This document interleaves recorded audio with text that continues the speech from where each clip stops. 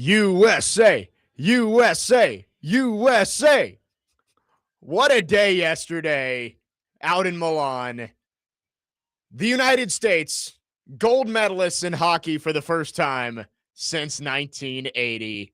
Hearing this song at, what was it, 9:53 I Central played it Time all day yesterday. yesterday. All day. Nothing like it. Jack Hughes with the golden goal. The U.S. beats Canada 2-1 in overtime. Next man up, 1025, The Game. It is a Reaction Monday brought to you by Pella Windows Indoors of Nashville. Jake Lyman, Parker Kelly with you live from the broadcasting live from the Busy Bee Plumbing, Heating, and Air Conditioning Game Nashville Studios, home of the $99 yearly Beehive membership where the buzz is always about great service.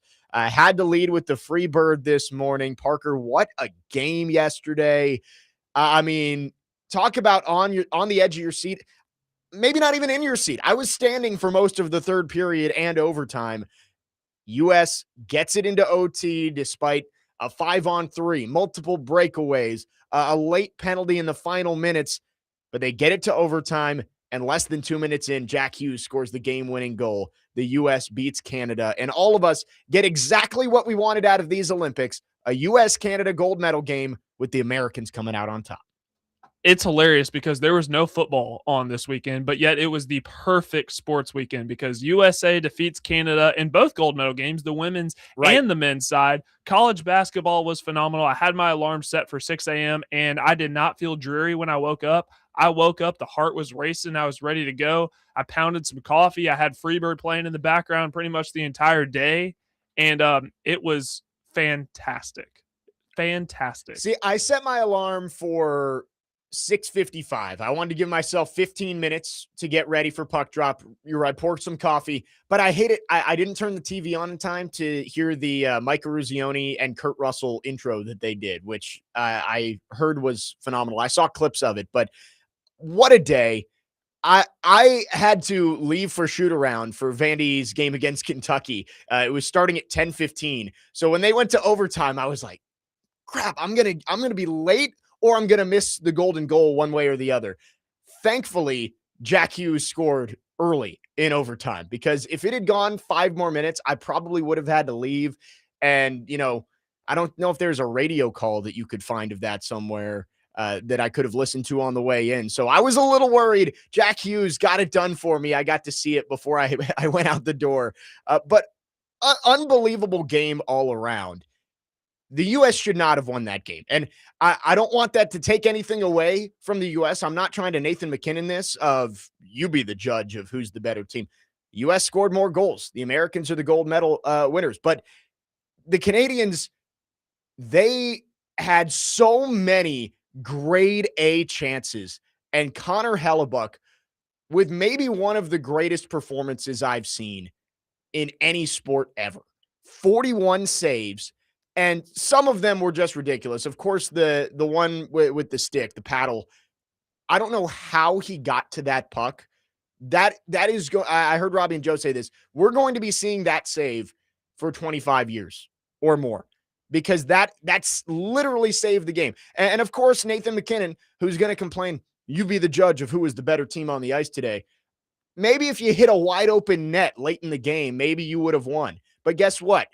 You pulled the shot with Hellebuck, as good as he was in no position to make that save. And I saw, Parker, I don't know if you saw this, the tweet of 9 out of 10 times Nathan McKinnon makes that goal, but not today. That's perfect. That's perfect. Were you one of those people that watched Miracle the night before? I did. I did watch it. I mean, I have watched Miracle so many times that I was like, do I need to watch it again? I feel like I just watched this like 6 months ago, but I did watch it. It got me fired up. I woke up early yesterday morning and was ready to go. I mean, it was a nerve-wracking day for me in general. I mean, that all morning, then in the afternoon, Vandy wins by 2 against Kentucky. I mean, I feel like my heart needs a break after yesterday, but what a game. Connor Hellebuck standing on his head, literally. And we'll talk about the save. We'll talk about the McKinnon missing the empty net. But the 5-on-3, I think, was the biggest moment of the game. And I know Canada ended up tying it before the end of the second period anyway. But you get 5-on-3 for 1 minute and 30 seconds.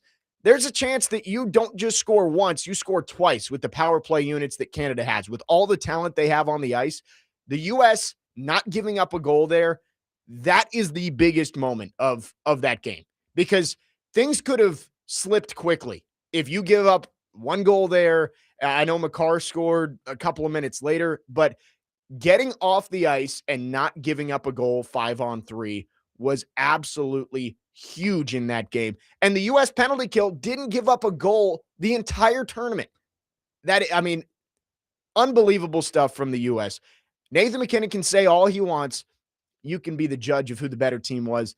The U.S. made the plays when it mattered to win that game.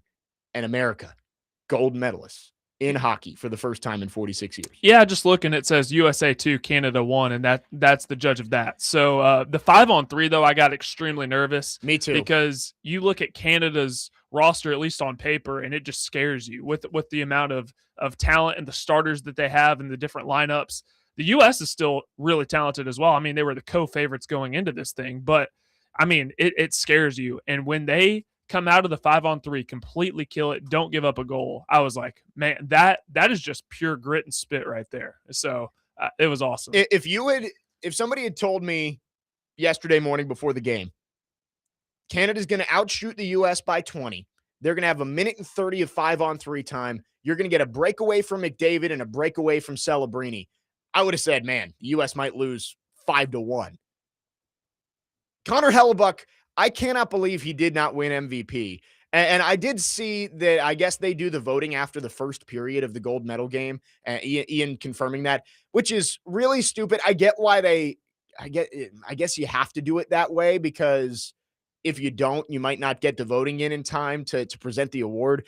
Connor McDavid had a great tournament overall, but Connor Hellebuck, that is the definition of winning a game for your team. The goal from Boldy early was huge. Unbelievable individual play, splitting the two defensemen and getting it past Binnington. But nobody else, outside of a couple of plays here and there, it was Connor Hellebuck standing on his head to keep the U.S. in that game and get that game to overtime. And then Jack Hughes, of course, coming through. I was so happy when I didn't see the puck go in. Parker, I don't know if you did either. Not at first. It was a low shot, and it kind of snuck into that back right corner of the net, so you didn't really see it. But I saw Jack Hughes just start dancing towards the far wall, and I was like, "Oh my God, he hit it!" and just started running around the room. I mean, I feel like that was the experience for most of America yesterday. So much fun to watch. 46 years to the day of the Miracle on Ice, and yes, I know that was not the gold medal game. There was no gold medal game. But the parallels there of 46 years later, you come through with another, it's nothing like the Miracle, right? Like, that was amateurs against a Russian team that was basically a pro hockey team. These are all NHLers on NHLers, but having it be the exact same date as the Miracle on Ice was really, really cool.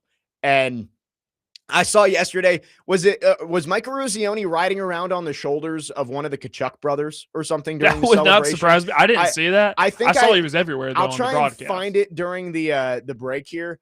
That I think that one of the Kachuk brothers picked up Mike Eruzione and was running him around their celebration.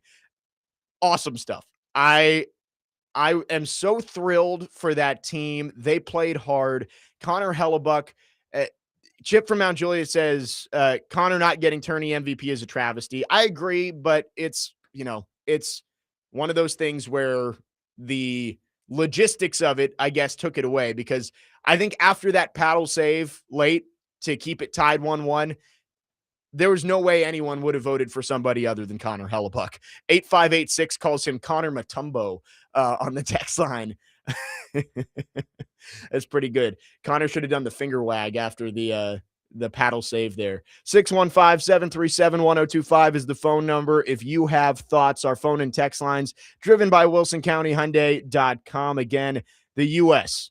Olympic hockey gold medalist for the third time ever, the first time in 46 years, beating the Canadians in overtime 2-1 yesterday. Jack Hughes with the game winner. We'll keep the conversation going about the huge win yesterday when we come back. Lots more to get into on the show today. Again, it is a Reaction Monday brought to you by Pella Windows and Doors of Nashville. Going to talk about the Vols beating Vandy on Saturday. That was a big win for Tennessee.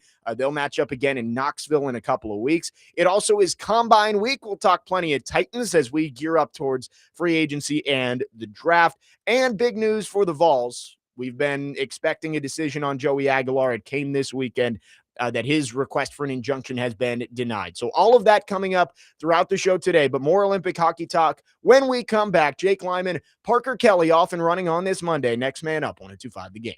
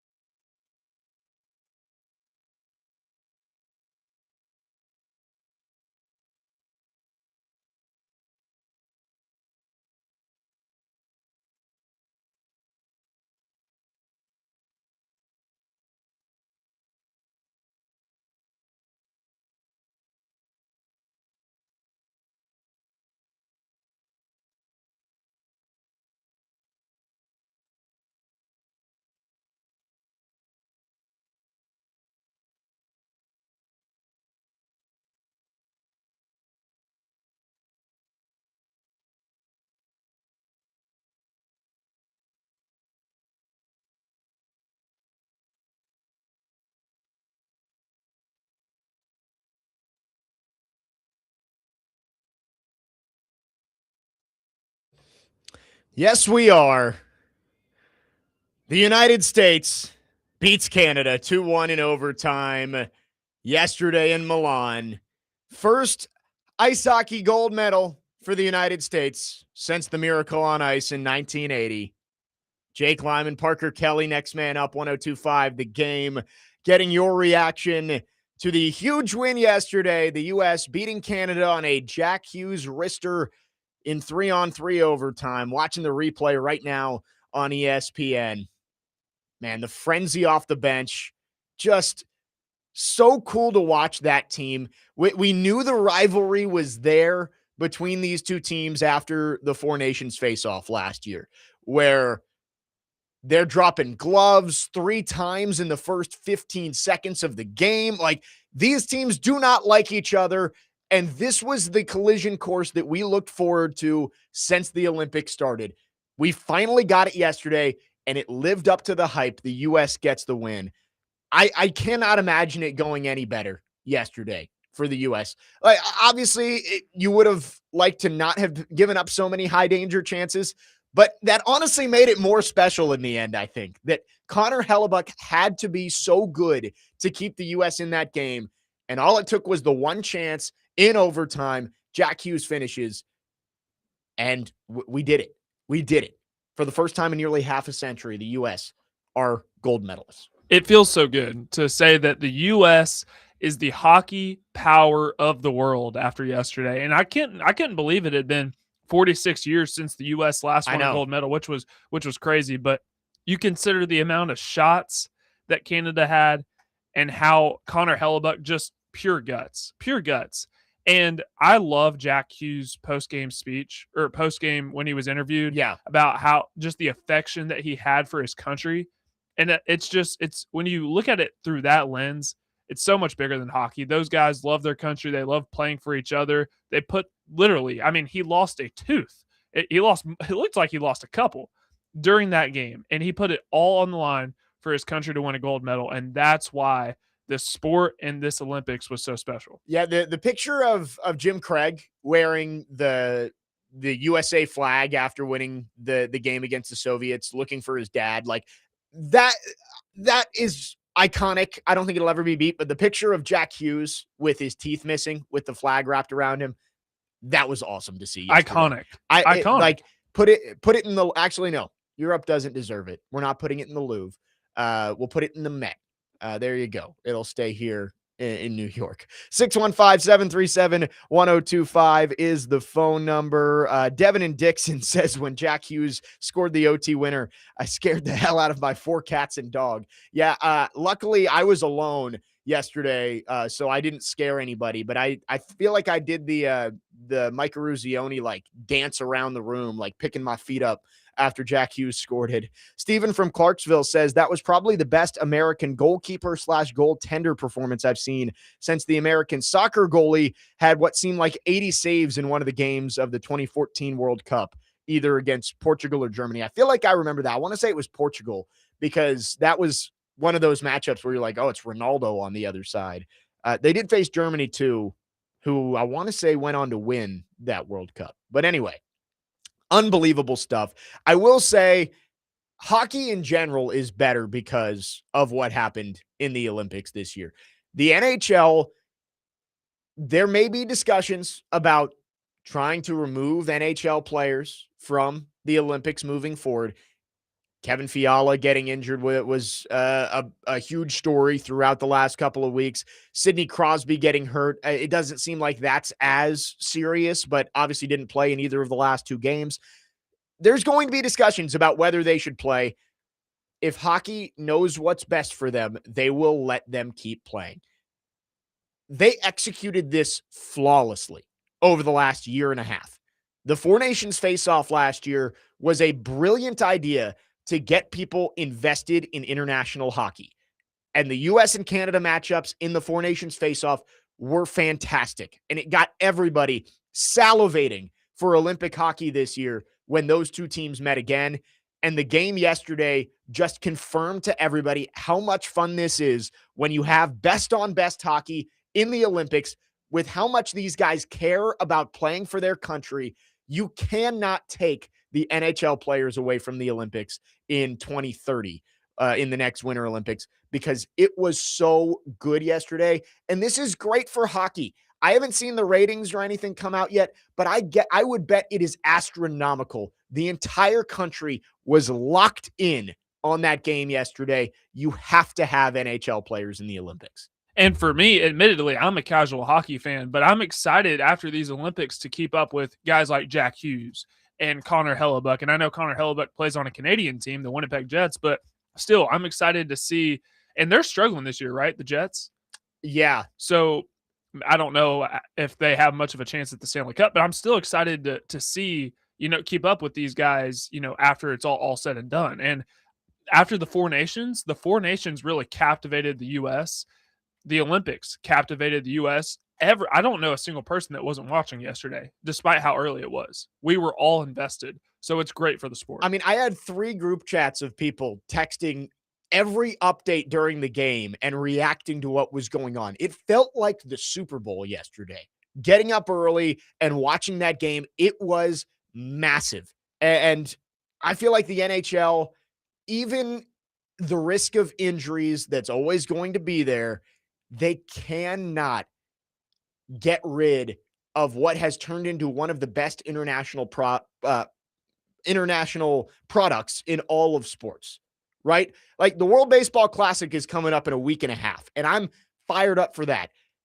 And it's a lot of fun. Like the US and Japan in the World Baseball Classic, when you got Mike Trout versus Shohei Ohtani it's going to be awesome. Like, that's great. It's not that.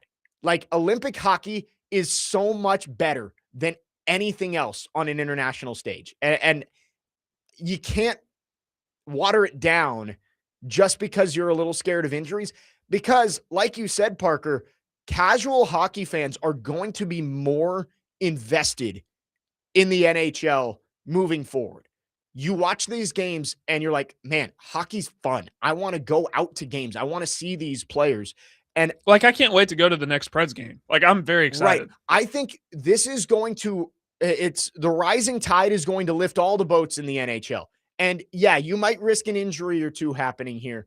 I think you're missing the bigger picture if you decide to let a couple of injuries pull away from directing the national eye towards hockey. In general, across the U.S., like we talk about the 4 major sports. It's football, basketball, baseball, hockey. But hockey has always been 4th, I would say, in general. It's never really been the big U.S. sport. It's not the one that, football, NFL's king. I would say like in the past, it was the MLB that was your second sport, but then the NBA kind of passed it for a while there. And I don't really know where it is now. But hockey's always kind of been like, yeah, it's a major sport, but Americans as a whole don't follow it as closely. That's changing. And games like yesterday are a reason that that's changing. And I really, really hope that the NHL doesn't shoot itself in the foot by saying, you know what, we can't risk the injuries. We're going to send the amateurs back out there. And it's like, man, you can't do that when you just showed the world how great your product is. Don't ruin it just because you're scared of the small picture, the short-term risk of an injury over the long-term growth of the game, which is obviously what's the most important. Right. And you asked the Kachuk brothers if try to pull them out of the Olympics. Would riot. Exactly. The players want to play. They're not in. It's kind of like football, because I say this all the time that, you run the risk when you sign up for playing football. You literally run the risk of getting hurt. You could get hurt walking up the stairs. You can get hurt doing anything. So yeah, you have a little bit of extra risk involved when you're playing in the Olympics, but competing for a gold medal, in my opinion, again, this is coming from a casual hockey fan, I'd rather compete for a gold medal than a Stanley Cup. See, that's just me. Yeah, and I think if you asked the players, you might get mixed responses there. I think the NHL is also great because the Stanley Cup it's the most respected championship in sports, I would say. Like, NFL players want Super Bowls, of course. MLB players want a World Series. NBA players want to win the NBA Finals. Nobody doesn't want to win a championship. hockey players live and breathe trying to go hoist the Stanley Cup. Like that is why hockey is so much fun, because these guys all care. There's no load management in hockey. They're playing the same schedule as the NBA, but those guys will live and die to go lift the Stanley Cup over their heads. And that it's what makes this sport great.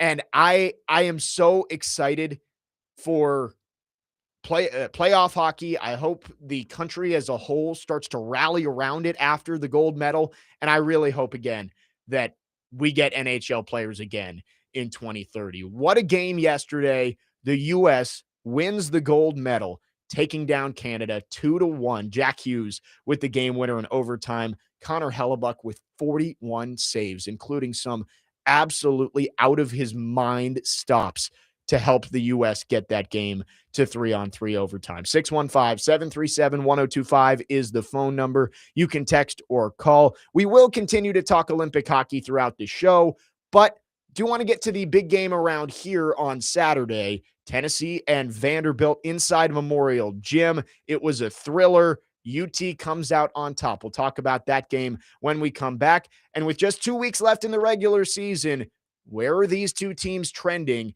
as they head towards the SEC tournament at Bridgestone and onto the NCAA tournament? 615-737-1025 is the phone number. Jake Lyman, Parker Kelly, next man up here on 1025 The Game.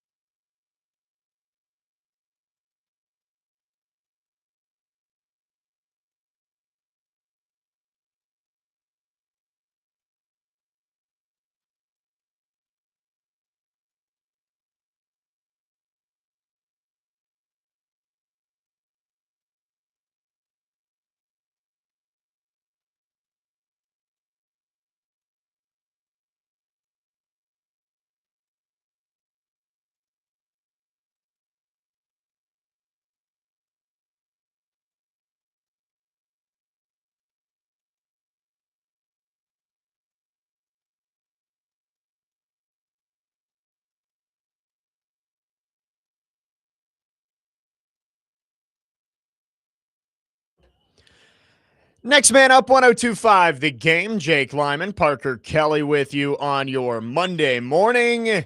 The U.S. gold medalists in hockey. We went through what was just a phenomenal game yesterday. U.S. winning in overtime on a Jack Hughes wrister. We'll get back to U.S. hockey and the big win, first gold medal in 46 years. But big game in the city of Nashville on Saturday.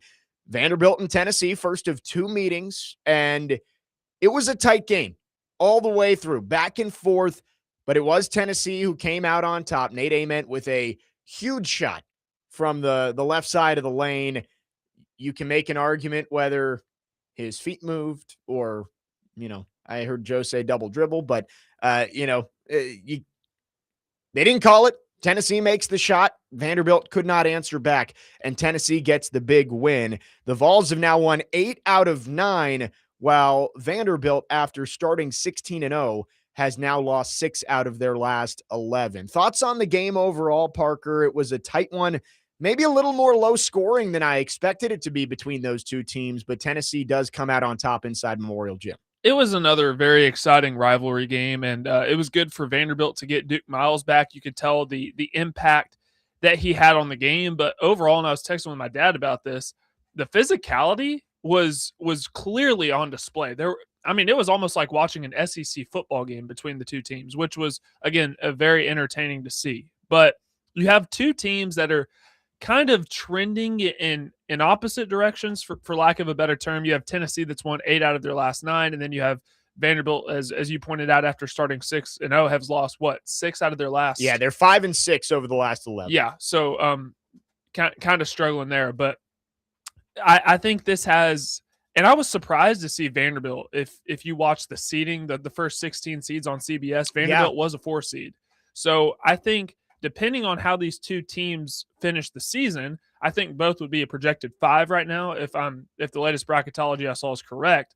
But I still think there's a 4 seed to be had if either of these teams finish the season on a high note. Yeah, I would agree with that. I think both these teams are probably chasing being a 4 seed. And, when I talk about the women's game, that's the line to host. Obviously, that's not the case in the men's tournament, but I think it's still the 4 seed is a good dividing line because it means you're the favorite to get out of the first weekend, right? Like that's what it means. Is if you're the 4 seed, you are the highest seed in your first 2 rounds. You have a good shot to reach the Sweet 16. 5 seed, you're close, but I think that you want to be a 4 seed. I was a little bit surprised, Parker. You're right. When I saw that Vandy they were 15th overall in the initial top 16, it was a little surprising to me. But I think you do look at their resume and the way that they play. And I wonder if the committee also factored in that they've been playing without Duke Miles over the last couple of weeks. I could understand it. I do think that loss to Tennessee on your home floor probably does drop you down to that 5 line. And that's where both these teams are. They've got the opportunities down the stretch to go try and change that and see if they can make a move up. We've talked about it, Parker, that Nashville could end up being a huge determining factor for the NCAA tournament. I know they don't look, the committee doesn't value conference tournaments as much as the regular season. Of course, you're playing 3 games in 3 days, 4 days, and 4 games in 4 days, etc. But I do think that could be one of those things to push a team over the top. The SEC right now is just so muddled together. Like Florida is the top team, but we talked about it heading into Saturday, Parker. 2 through 9 were separated by 1 game. So you don't really know how to separate these teams. I think that Nashville and the chaos that might ensue at Bridgestone Arena could end up being the difference for some of these teams between a 4 and a 5 seed, a 5 and a 6 seed, and so on.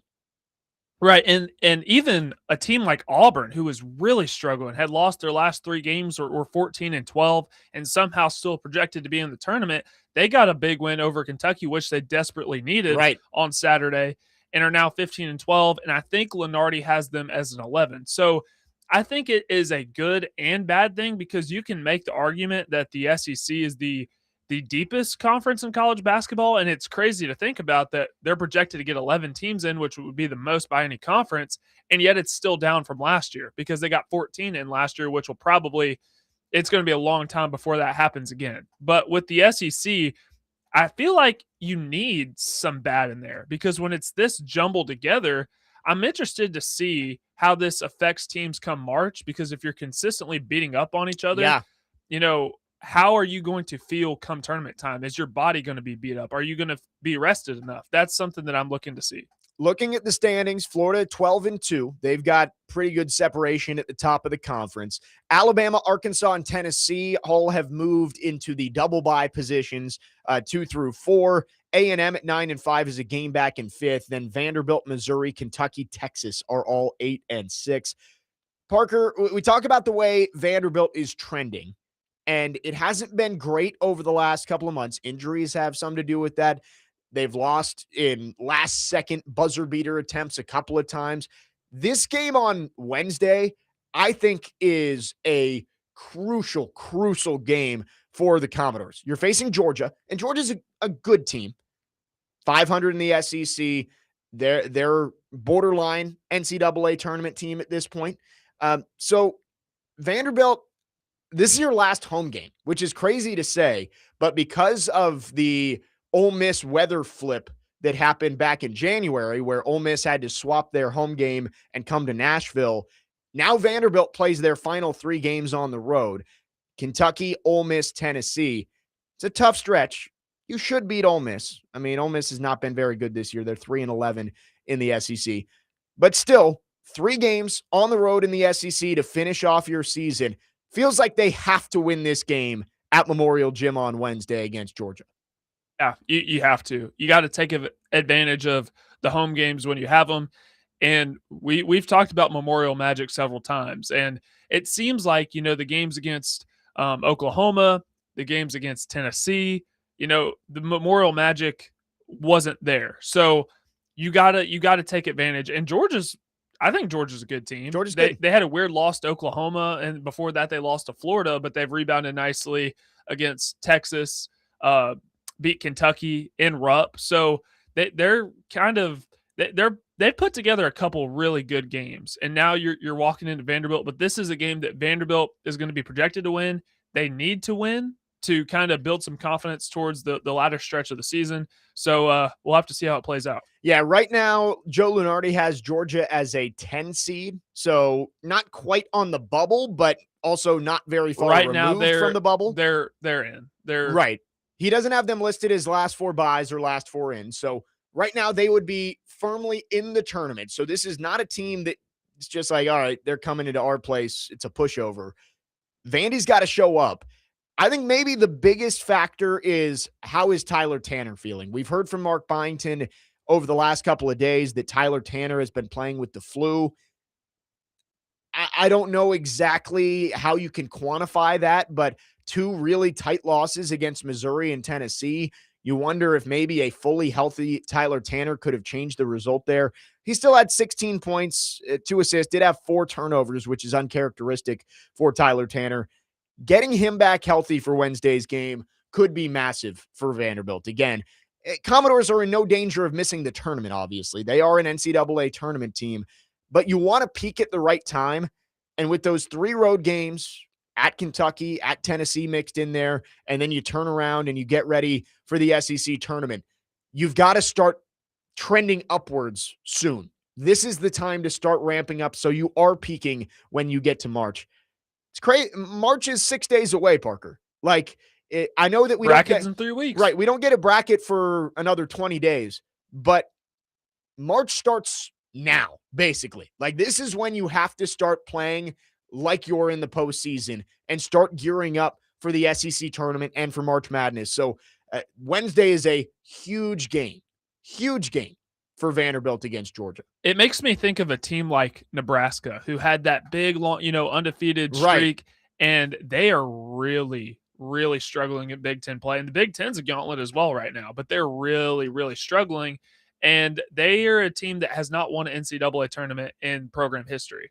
And I think they'll do that this year, but also you don't want to start off super hot and then struggle once you get to March. You want to be peaking at the right time. And I think, obviously no coach ever wants to lose, but I'm sure that they would have preferred to get those losses out of the way earlier and then Right. start to trend up if I were to talk to Fred Hoiberg. But they're a team that's trending down, and you want to be trending up, Right. especially right now. So Vanderbilt's got to take advantage of having the home court advantage, considering you don't get it for the rest of the year. Agreed. Yes. 3 road games coming up. And you're right. Nebraska was one of those teams. They were a top 5 team about midway through the year, mid-January, before they lost that first game to Michigan.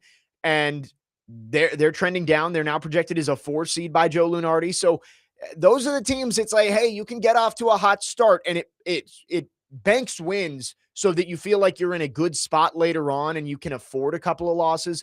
But again, now is the time. You have to start trending in the right direction for Vanderbilt. That starts Wednesday against Georgia. 615-737-1025. But the winner on Saturday was Tennessee, and they are trending in the right direction. Winners of 8 out of 9. We'll talk about the Vols on the other side. Can Rick Barnes' group start to put themselves in contention to be a contender when March rolls around? We'll talk about it next. 615-737-1025. Jake Lyman, Parker Kelly, next man up. 1025 The Game.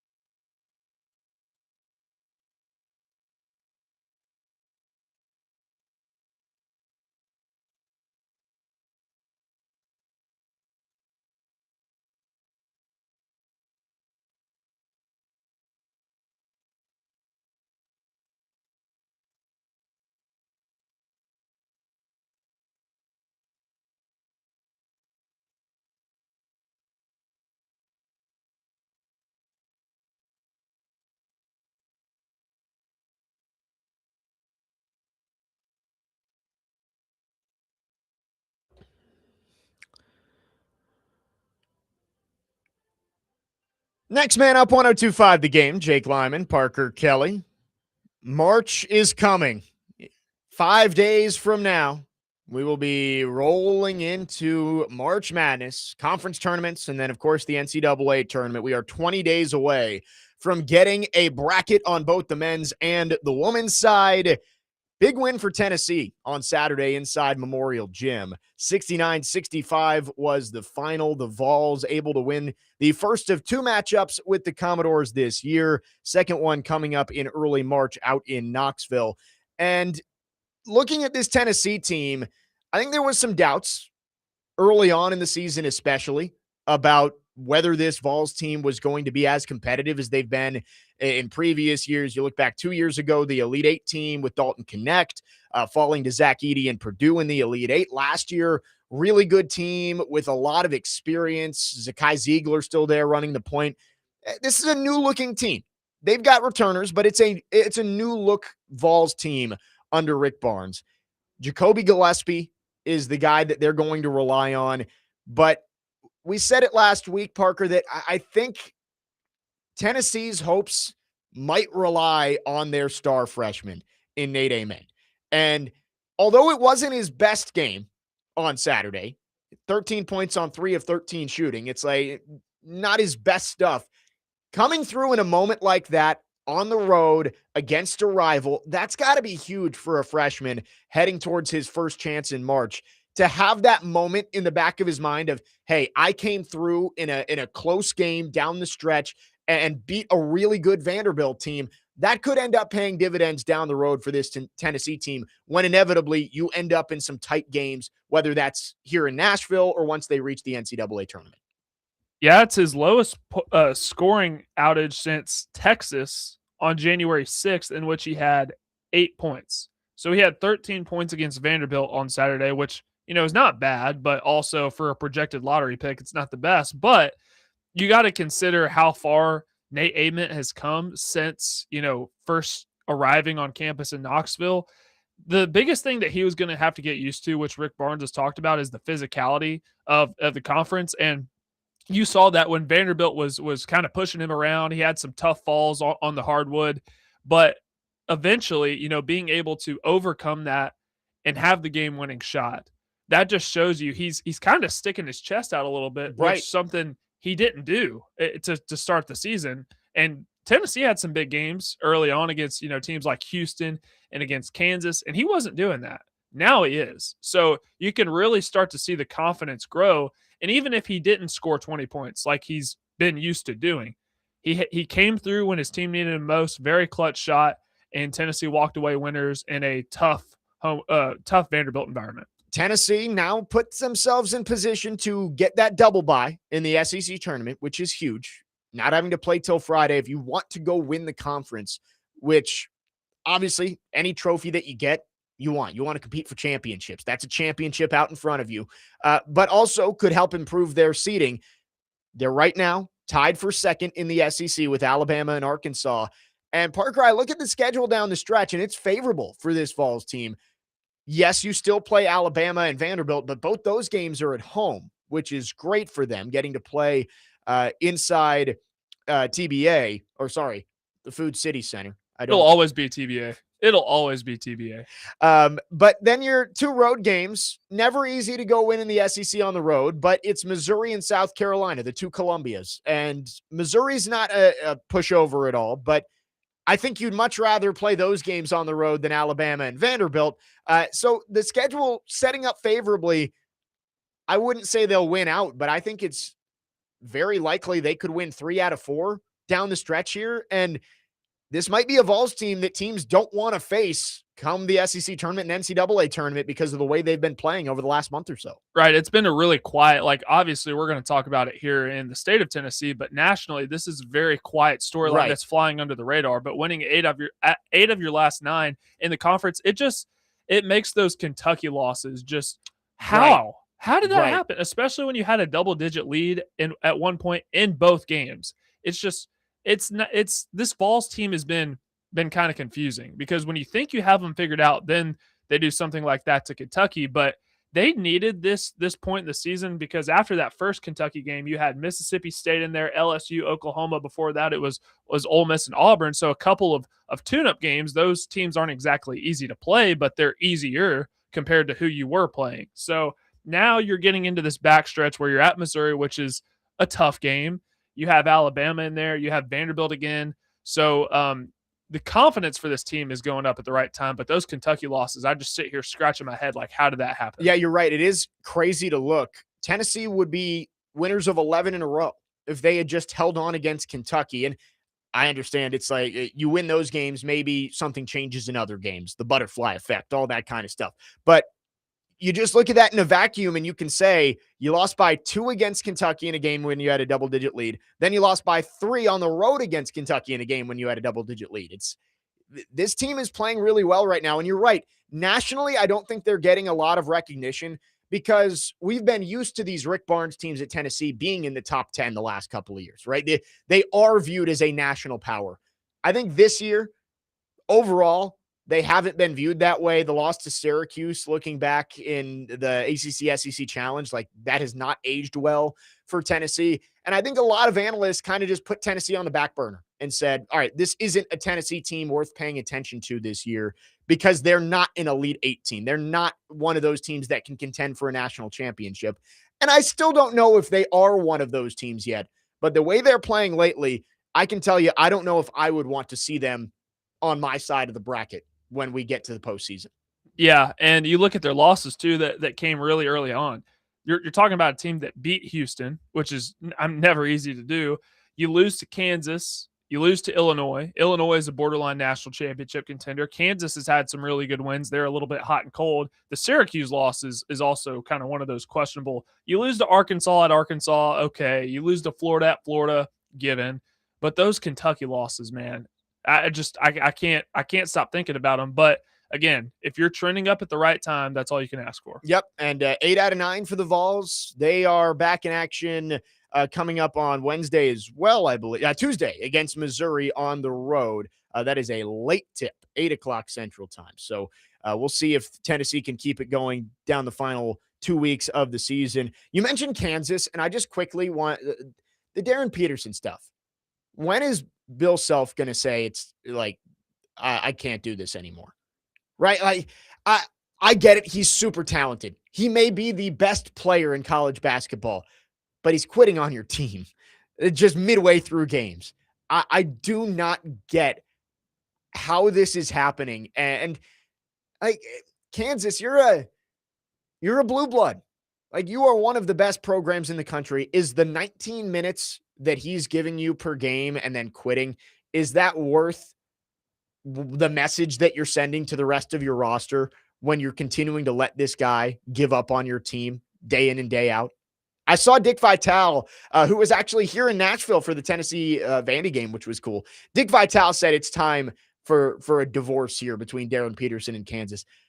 Bill Self basically said in his post-game presser, he's like, yeah, we're trying to figure it out. But I was surprised that he didn't come back in. I've been fascinated by this because I've talked about it a lot. I actually went as far to, because I don't doubt the talent. I believe Darren Peterson rightfully will be the number 1 overall pick because I feel like his talent is just, it's the best. It's the best among the freshman class right now. But when you get to the point where you're not playing and you've missed almost half of the season, like at what point you're paying $3 million for him? And that question that was floated around from the anonymous GM to On3, is it worth it to pay a guy $3 million if he's going to play half the season versus you pay 3 guys $1 million who are completely bought in? You know, your Flory Badungas of the world, your Trey Whites, your Melvin Councils. At what point does, and for Bill Self, I feel like this is one of the better coaching jobs he's done. Yeah. Because you have a team that is used to playing with Darren Peterson, and when he's not available, you're coaching a completely different team, and yet he still has them in contention to be maybe a 2, a 3 seed. The loss to Cincinnati is going to bump you down a seed line. But at the same time, you look at what Bill Self has done this year, it's incredible. I don't know what to make of it. If I was an NBA GM, I wouldn't touch him with a 10-foot pole. That's kind of what I'm thinking too. I would say, you know what? AJ Dibansa is he is in the same realm as Darren Peterson, right? Like, I think you look at those two as prospects, and it's not like there is this gaping gap between them. Gaping gap might be a little redundant. Canyon I see what you're saying. between the two of them. I'm going to take the guy who doesn't quit on his team. And I wonder if Darren Peterson ends up regretting what he's been doing this season. 615-737-1025 is the phone number if you want to text or call. Parker, before we wrap up on college basketball, how about Michigan Duke on Saturday? I mean, that was what a great weekend of basketball in general. I was watching College Game Day, and first off, Reese Davis with the Presidential Open. That was sensational. Well done. Great writing, great delivery from Reese Davis.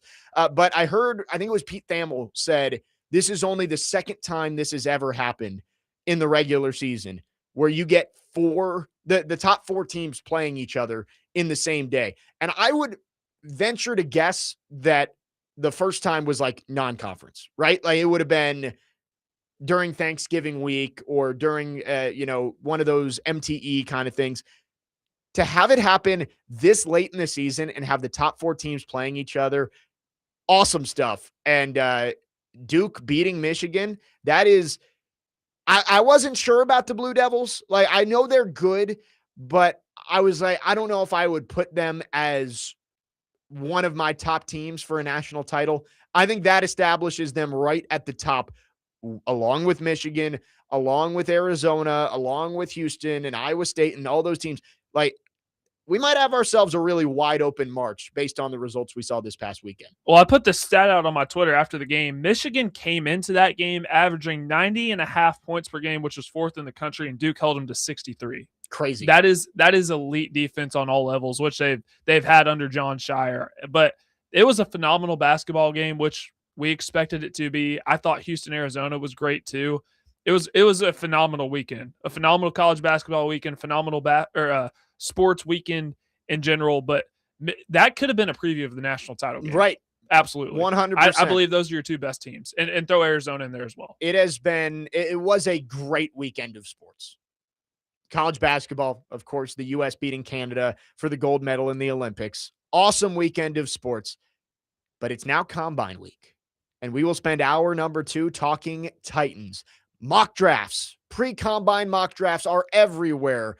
Who do they have the Titans taking? What are the storylines we're watching in the Combine this year? And also an update on Cam Ward's health. We'll get to all of that in hour number 2. 615-737-1025. Jake Lyman, Parker Kelly, next man up, 1025 The Game.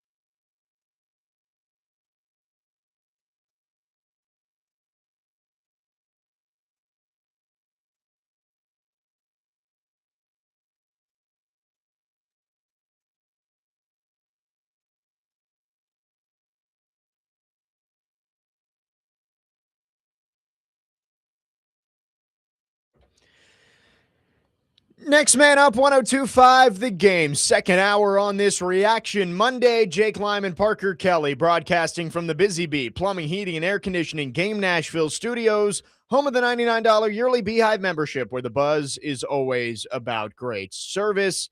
All Titans here in hour number 2. It is NFL Combine Week. Make sure you stay tuned this hour as well. At some point before 11 o'clock, we will give away a 4-pack of tickets to the Athletes Unlimited Pro Basketball game on Thursday, so stay tuned for that. Before we talk Combine, Parker, there is a little bit of a nugget that has been put out there. I said last week after the leak of the Fanatics football of the Titans logo that we would get some sort of teaser for the Titans in their new uniforms last week. And it didn't come last week, but we have one now. A billboard on Broadway, right at the intersection of Broadway and West End. There is now a billboard with light blue fabric, 3 navy stars, and a date, March 12th, 2026. So there's— Where'd you see this? Noah D. Dizzle on Twitter, on X. Shout out Noah D. Dizzle. He tweeted this out, saying, "Is this the date for the jersey redesign? Just saw this billboard by Vandy. Titans haven't posted anything on socials." Maybe that's coming today, a little teaser. But March 12th, 2026 is the date on the billboard. Light blue fabric with navy blue stars. So maybe people freaking out about the Oilers colors. Maybe this is something good for them. We'll keep an eye on socials today as well. Maybe there is a teaser that will drop. But much more important, the NFL Combine starts this week. And the Titans will be down there. They'll have their eyes and on these players, get to talk to some of them. And I figured pre-Combine, everybody loves to drop a pre-Combine mock draft. So I was already planning on doing a little tour of these mock drafts and going through myself. But luckily, Jim Wyatt over at TennesseeTitans.com put out 20 this morning, so consolidated a little bit. It's pretty unanimous, Parker, that the Titans are going to be taking an edge rusher. These obviously aren't all of the mock drafts out there. I did find a couple others that Jim Wyatt did not put in this article. But out of the 20, 19 of the mock drafts that Jim Wyatt has are one of the 3 edge rushers: Ruben Bain, David Bailey, Arvell Reese. 9 of the mock drafters have the Titans taking David Bailey. 6 have them taking Ruben Bain. 4 Arvell Reese. And the lone exception is Rob Rang at Fox Sports, who has the Titans taking Sonny Styles, the linebacker from Ohio State. We talked to TD about him on Thursday, and he said, yeah, he's a really good player. He's not going to miss tackles. He's a great off-ball linebacker. He's not going to be the pick at 4. But I think it shows you that everybody is kind of zeroed in on pass rush for the Titans at number 4. When we entered the offseason, it was all about, is it an edge? Is it a wide receiver? Pretty unanimous. Titans are going to be taking an edge rusher. And I found it interesting that David Bailey seems to be the favorite among mock drafters. I think it does kind of, my expectation here is that a lot of people are thinking, well, Bain might fall because of the arm length. Reese might go higher to the Jets or the Cardinals. So boom, David Bailey right there. Perfect for the Titans at number 4.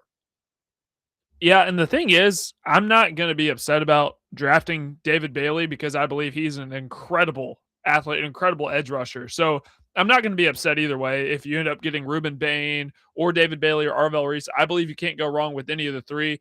I do believe that Arvell Reese is going to be a top 3 pick. I don't think he'll be on the board. So that leaves you with Ruben Bain or David Bailey. You get your choice. Personally, and I've made this clear, I would go with Ruben Bain, but I also don't think it's bad to get David Bailey either. I've watched them both play a ton in college. I even watched David Bailey play at Stanford. I doubt many of you even knew that he transferred from Stanford to Texas Tech. He was good at Stanford too. I don't think you can go wrong either way. But I'm a Ruben Bain guy. I agree. I would pick Ruben Bain. I think it's a pick your flavor kind of thing. And we say that a lot. I think it's what Robert Saleh and Mike Borgonzi feel is going to fit best into this defense. What do they need more? David Bailey is more of your prototypical speed rusher off the edge. He had 14 and a half sacks last year, so the production is there too. Ruben Bain, the question mark is, can he play on the edge consistently at the NFL level, or will you have to bump him inside? And I think he's going to be able to do both. I think the reason you would take Bain is not only can he get after the quarterback, but he's also a phenomenal run defender, which David Bailey, I think there is a question mark there. Is he going to be great against the run? If you think David Bailey's a 12 to 15 sack a year guy, I don't care if he stops the run. Like, I guess I shouldn't say that. You need to be able to stop the run, but I don't care if he's an average run stopper, if he's going to be an elite pass rusher. You take the guy at 4 because he's going to sack the quarterback.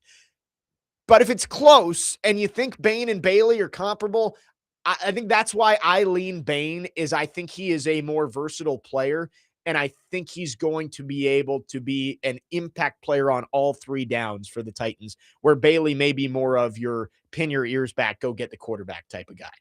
And to me, it's splitting hairs. It is splitting hairs because both, I believe, are going to be great at the next level. I don't doubt either of them. I don't doubt Ruben Bain. I don't doubt the hand size. I don't doubt the arm size. Why? Because I watched him play, and I watched him wreck the college football playoff. I watched it. So I don't believe it is totally splitting hairs here. But with David Bailey, I guess if we're going to nitpick, I guess you'd be more concerned about what he can contribute in the run game versus Ruben Bain, who I believe is a little bit more complete of a player. So again, I don't believe you can go wrong either way, but I lean Ruben Bain. Yep. 19 of the 20 mock drafts that Jim Wyatt has posted on this article at TennesseeTitans.com are one of those 3 edge rushers: Bailey, Bain, Reese. 9 picks for Bailey, including picks from Charles Davis, Todd McShay. Looking through, Field Yates has David Bailey. A couple others have Ruben Bain. Joel Klatt has Ruben Bain. It's a total of 6. Chad Reuter at NFL, he has David Bailey. Patrick Flowers has Ruben Bain. And then Arvell Reese, a couple others in there as well. Again, I think you're right. I think it's splitting hairs. I think the Titans probably would feel great with any of the 3 guys. I did see one this morning that was just posted, and I guess, I don't really know who this guy is, but it's on NFL.com. So he's got to be some sort of draft expert, right? Like NFL.com, they have a ton of these mock drafts that come out, whether it's Chad Reuter, Daniel Jeremiah, Charles Davis. I think Cynthia Freeland has made some. His name is Gennaro Felice at NFL.com. This is the first time I'm seeing one of his mock drafts. He had Jeremiah Love at 4 to the Titans. And again, I just can't get behind it. I know people love Jeremiah Love and think he could be a game changer. Titans just aren't in position to take him at number 4. I do find it interesting, though, Parker. No one is mocking a wide receiver to the Titans. I wonder if that's more just because wide receiver isn't the guys at the top aren't viewed as a top 5 level talent. Carnell Tate, Jordan Tyson, Mekhi Lemon. They're viewed as first-round picks, top 15 picks. But at number 4, I think it is a little bit steep. And it's interesting that nobody in this tour of the mock drafts has the Titans taking a wideout.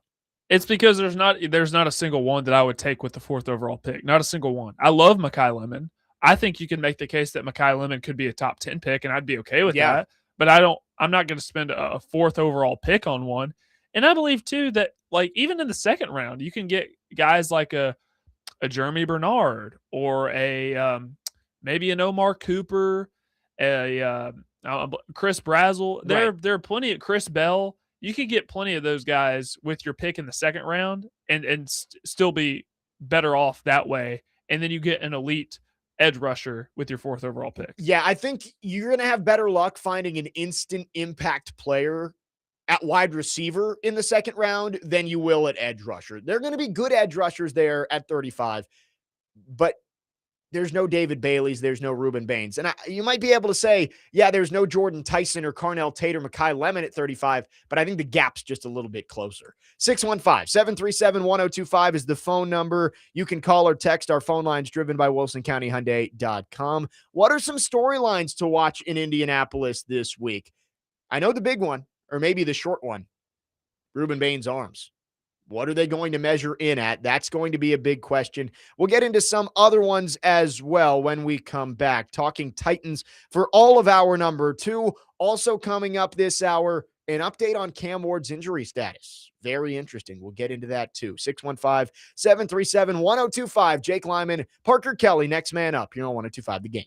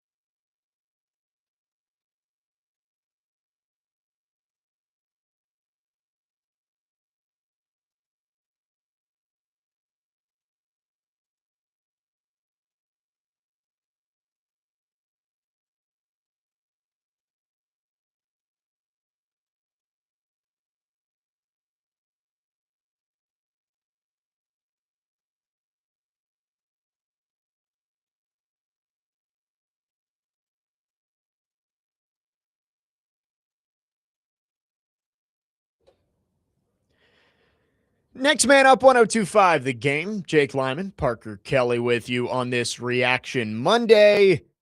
It is NFL Combine Week. Titans sending their brass up to Indianapolis, getting to watch some of these top prospects, speak to them, and get an idea for who they might end up picking, not just at 4, but throughout the rest of the draft. 615-737-1025 is the phone number. If you want to text or call, our phone lines driven by WilsonCountyHyundai.com. 3280 says, I want the Titans to get a deal done with Dobbs' agent before they leave Indy. Swapping Ridley for Dobbs would be priority number 1 if I'm Borgo. And I guess that is something we should keep an eye on. Well, we won't really be able to know any of it, but an important part of Combine Week is a lot of times this is when free agent deals get started. The legal tampering period begins, March 9th? Yeah. So that's when technically you're supposed to be able, that's the first time you're supposed to be able to speak with agents. But it's always weird, right? As the tampering period opens at noon or whatever, a deal gets made 5 minutes later. It's like, man, it's weird. They worked out a whole contract in 5 minutes. How'd that happen? It's because they happen at the combine a lot of times. There are ways to get around it. You don't have to say specific names. These GMs can talk to agents and kind of work out deals without technically breaking the rules, but everybody knows it's happening because, again, if anybody wanted to go after it, they would notice the deals that get done at 12:02 as soon as the legal tampering period starts and say, hey, there's no way that you could have agreed to that deal in 2 minutes. Anyway, that's besides the point. That is a big factor in the combine. This is probably where a lot of free agent jockeying is going to be happening among agents and front offices. The big thing that I'm looking for at the combine this week is how long are Ruben Bain's arms, right? Like that is the biggest question that everybody has when it comes to the Titans draft prospects. And I don't know if there's a number out there that it's like, all right, you can't take him at 4, or if there's a number out there that's like, oh, he might go number 2. I've heard 31.5 is what people are saying. I don't know what it's going to come in at, but I think that is the number right now that everybody's looking at, and that could end up having a big role in where he goes in the draft. Right or wrong, arm size, there are historical stats to back this up, that your arm length does translate to your ability to produce off the edge in the NFL. There is historical stats to back this up. So right or wrong, this could end up being the difference. Like Ruben Bain, if the arm size is good and it's not a problem, he could go as high as 2 to the Jets. But I think he could slip a little bit if maybe teams get a little wary of, is this guy going to be able to compete with the length of the tackles at the NFL level if he is coming off the edge? And I'm not saying it's completely useless, because some of this stuff, like, you do want to know his arm length, you want to know the hand size, but the most important things that you're going to get out of all these prospects is the tape. Is actually watching the tape Right. and seeing how they perform on the football field. There's only so much that you can garner from the underwear Olympics, as I like to call it. I still think there are valuable things in the combine, because sometimes it's good for these general managers, these head coaches, these scouts to see these guys physically in person and be able to ask them questions and talk with them, get to know where their head's at. All that stuff is important, but ultimately it boils down to, what were you doing in the games? Because we know that Curt Cignetti is one of those guys that values production over potential. What have you been able to do in the games, on the grass, on the turf while you were in college, and then back that up with your measurables and seeing how you perform at the combine? And that's why we were just talking about the mock drafts. That's why I lean Bain or Bailey, because there is proof that they can go dominate a football game. Like Bailey had 14.5 sacks this year. Bain wrecked offensive lines throughout the college football playoff. Arvell Reese, watching that Miami-Ohio State game, and I haven't had a chance to go back and watch multiple games, full games of Arvell Reese's tape, and I'm sure there's a lot of great stuff in there. He wouldn't be talked about as, a Micah Parsons type player if there wasn't a whole lot of potential. But you're right. I tend to lean towards, these guys have shown me that they can be game wreckers at the college level. I tend to think that they'll be able to do similar things at the NFL level. Bain, the measurables are a question. And I get it. You want to just look and say, that dude is a football player. He just lit up A&M, Ohio State, was it Ole Miss, and even made things tough for Indiana, even though they lost that game. But they wouldn't measure them if the measurables didn't matter, right? Like that's kind of where I come to on this, is like, they would not do all of the measurables if they didn't actually translate into the NFL. And so it does scare me a little bit. I still think I would go Bain at 4. I'd like to see the arm length be a little bit longer than people are expecting. And that's going to be a big question coming out of the combine. I also am excited. I want to look at the schedule here, because I want to see the wide receivers and the cornerbacks run. The Titans are in desperate need of help on the outside on both sides of the ball. And they're likely going to be looking at guys in the second and third round. The 40 for wide receivers and cornerbacks, in a way, can be the fastest way to jump up draft boards. So I'm interested to see if there's anybody who has a ridiculous combine performance that either makes them an option for the Titans, or maybe they're guys we're talking about at 35 that are just never going to get there if they show off the athletic traits this week up in Indy. Yeah, and the 40 can be a little deceptive too, because you had John Ross, who ran the 4.22, was a top 10 pick, did not translate. Puka Nacua, who actually, it wasn't his 40 time that lowered his stock. It was actually the drill that they do where they catch the ball and then flip to the other gauntlet. side. Yeah. He ran a slower time, kind of similar to what Keon Coleman ran. So that dropped his stock a little bit. And now we know what Puka Nacua has become. Jawan Jennings ran a super slow 40, like 4.65, I think. It was a 7th round pick. And now he's going to get $20 million this offseason. So all this stuff is take it with a grain of salt. It's important, but it's not the most important thing. Yeah, I kind of like using the is it called the gauntlet drill? Like where I think that's what it's called. They're running down the 50 and it's like they're getting passes thrown from either side to side. Right. And you got to catch it and drop it. There was the one guy who turned the wrong way and just got it fired off the dome. Straight off the face. So I think that is maybe a better way to measure the speed of these guys out there, because running in a straight line is great.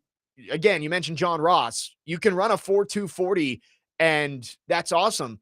But the ability to run and still be able to turn back, make a catch, and work your way upfield, I think that might be more important. Here is the schedule for the NFL Combine this week. Thursday, defensive line and linebacker drills, and that is 2 p.m. start. And I believe most of this will be televised on the NFL Network. Friday is the DBs and the tight ends. That'll be an important day to watch, especially those cornerbacks. And then Saturday, quarterback, running back, and wide receiver. Sunday, the offensive line. I believe I saw Fernando Mendoza not going to throw at the Combine. No. So, and it makes sense. If you're the number one pick, why would you? Right.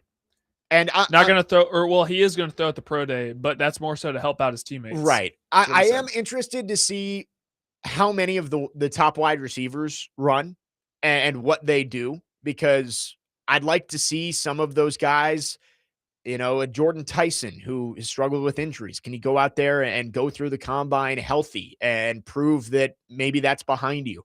I'd like to see some of the top wide receivers run. Again, that would be on Saturday.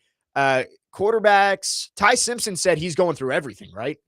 Like, I think he said that he's trying to raise his stock, so he's going to do everything. And he could raise his stock, so that would make sense for him to do so. That'd be a good move. Daniel Jeremiah had him ranked as his 40th overall prospect out of his top 50. Yeah, so he could raise probably as the 40th overall prospect. If you're a quarterback, that probably makes you a late second round or late first round pick. That might be able to squeeze you into the first. So, which I think will happen. But we'll see. Maybe he does well at the Combine. The interviews are just as important too, right? We only get to see the quote unquote underwear Olympics, but a lot of the important parts of the Combine are what happens behind closed doors. We see all of these post-draft documentaries that come out of the quarterbacks working through things with the offensive coordinators and the coaches and drawing up plays and all that kind of stuff. So I think that's going to be just as important. The Titans obviously not looking at quarterback, but talking to these wide receivers, talking to these edge rushers, trying to find out who might be a good fit when they step to the podium in April. 3280 says if Mekhi Lemon runs a 4.3, he's basically a Malik Neighbors at that point. Mekhi Lemon, I think, has the most growth potential before the draft. I said it earlier this month. It wouldn't shock me if he is the number one wide receiver off the board. I don't know if he goes as high as 4, but I do think that it was Tate and Tyson at the beginning of the draft process. I wouldn't be shocked if by April, Mekhi Lemon is the first wide receiver off the board. I think if I were in charge of these rankings, I would have Mekhi Lemon as my number one. I love him that much. Yeah, and TD said the same. He loves Mekhi Lemon. I'm getting behind it. I think he could be wide receiver 1 in the NFL draft this year. Now, Carnell Tate's absolutely have an argument. Jordan Tyson, absolutely. I'd probably have Jordan Tyson behind Mekhi Lemon, Carnell Tate at 3. But the sleeper in all this, and I don't think people are talking about him enough, he's talked about, but not enough, is Denzel Boston at Washington. No, that's a good. He is a stud. He's going to be a first-round pick. He will be. I think you're probably going to get 4 to 5 wide receivers in the first round. Titans picking 3rd in the second round. You're hoping that some of those guys who may be on the borderline get to you early on day 2. 615-737-1025 is the phone number. We'll have NFL Combine coverage throughout the week if any big news comes out of it. And I believe Robert Saleh and Mike Borgonzi speaking later on this week as well. So maybe some interesting nuggets coming from that. There was a little interesting nugget that came out this weekend from Cameron Wolf of the NFL Network. We've been waiting for an update on Cam Ward's recovery time after his AC joint sprain. We got one this week. We will talk about that coming up next. 615-737-1025 is the phone number. Jake Lyman, Parker Kelly, next man up here on 1025 The Game.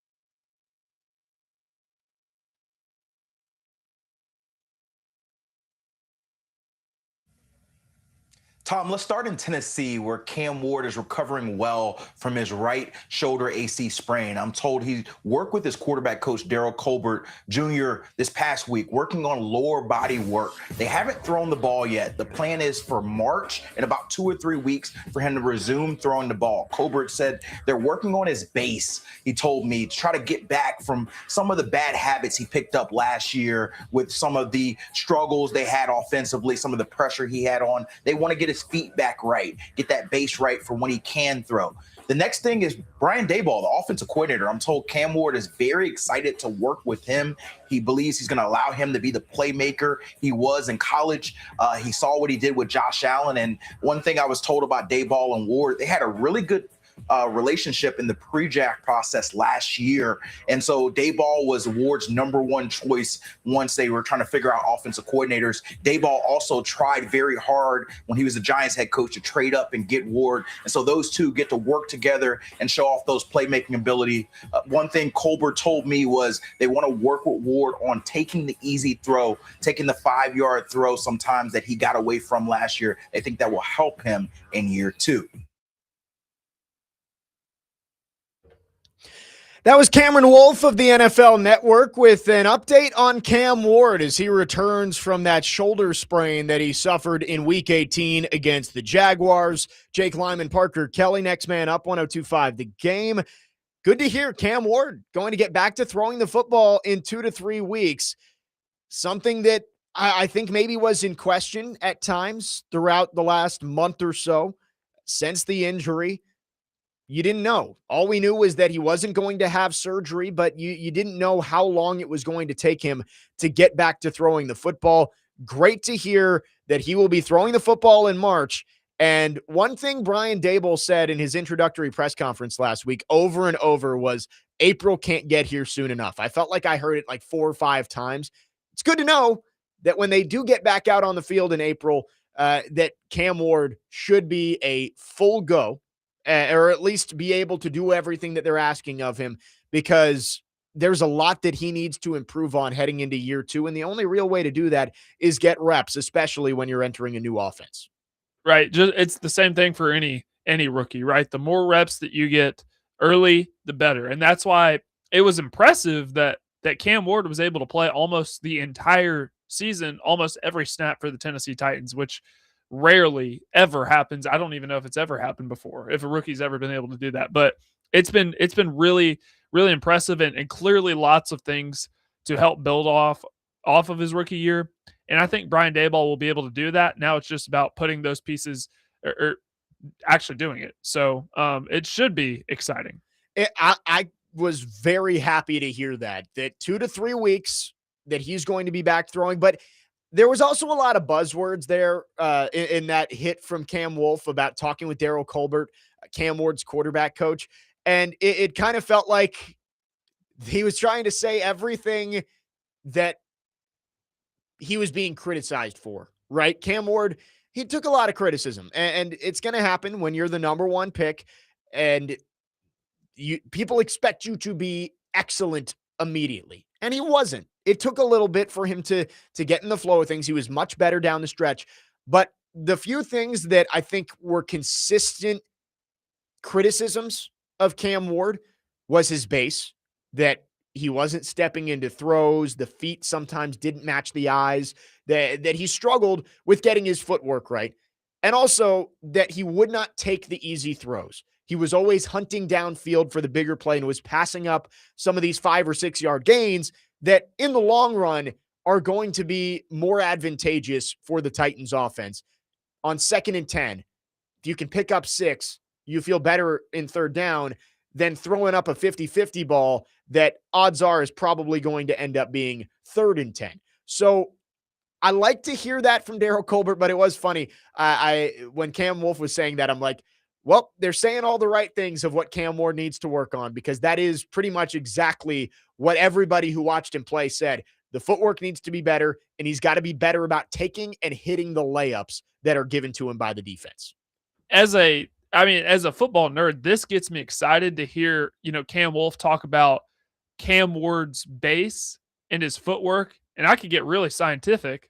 In fact, I'll just do it. Go ahead. You're our resident quarterback. So the base, if the better your base is, there's this thing called sling tension, and it's built up in your core. Because imagine you have like it's like a rubber band. You pull that thing back and then you release, and the further you pull it back, the farther it will go. So with your sling tension in your core, it's kind of like a coil, right? So it starts from your lower body and it goes up into your core, and then that arm is like the rubber band when you pull it back all the way.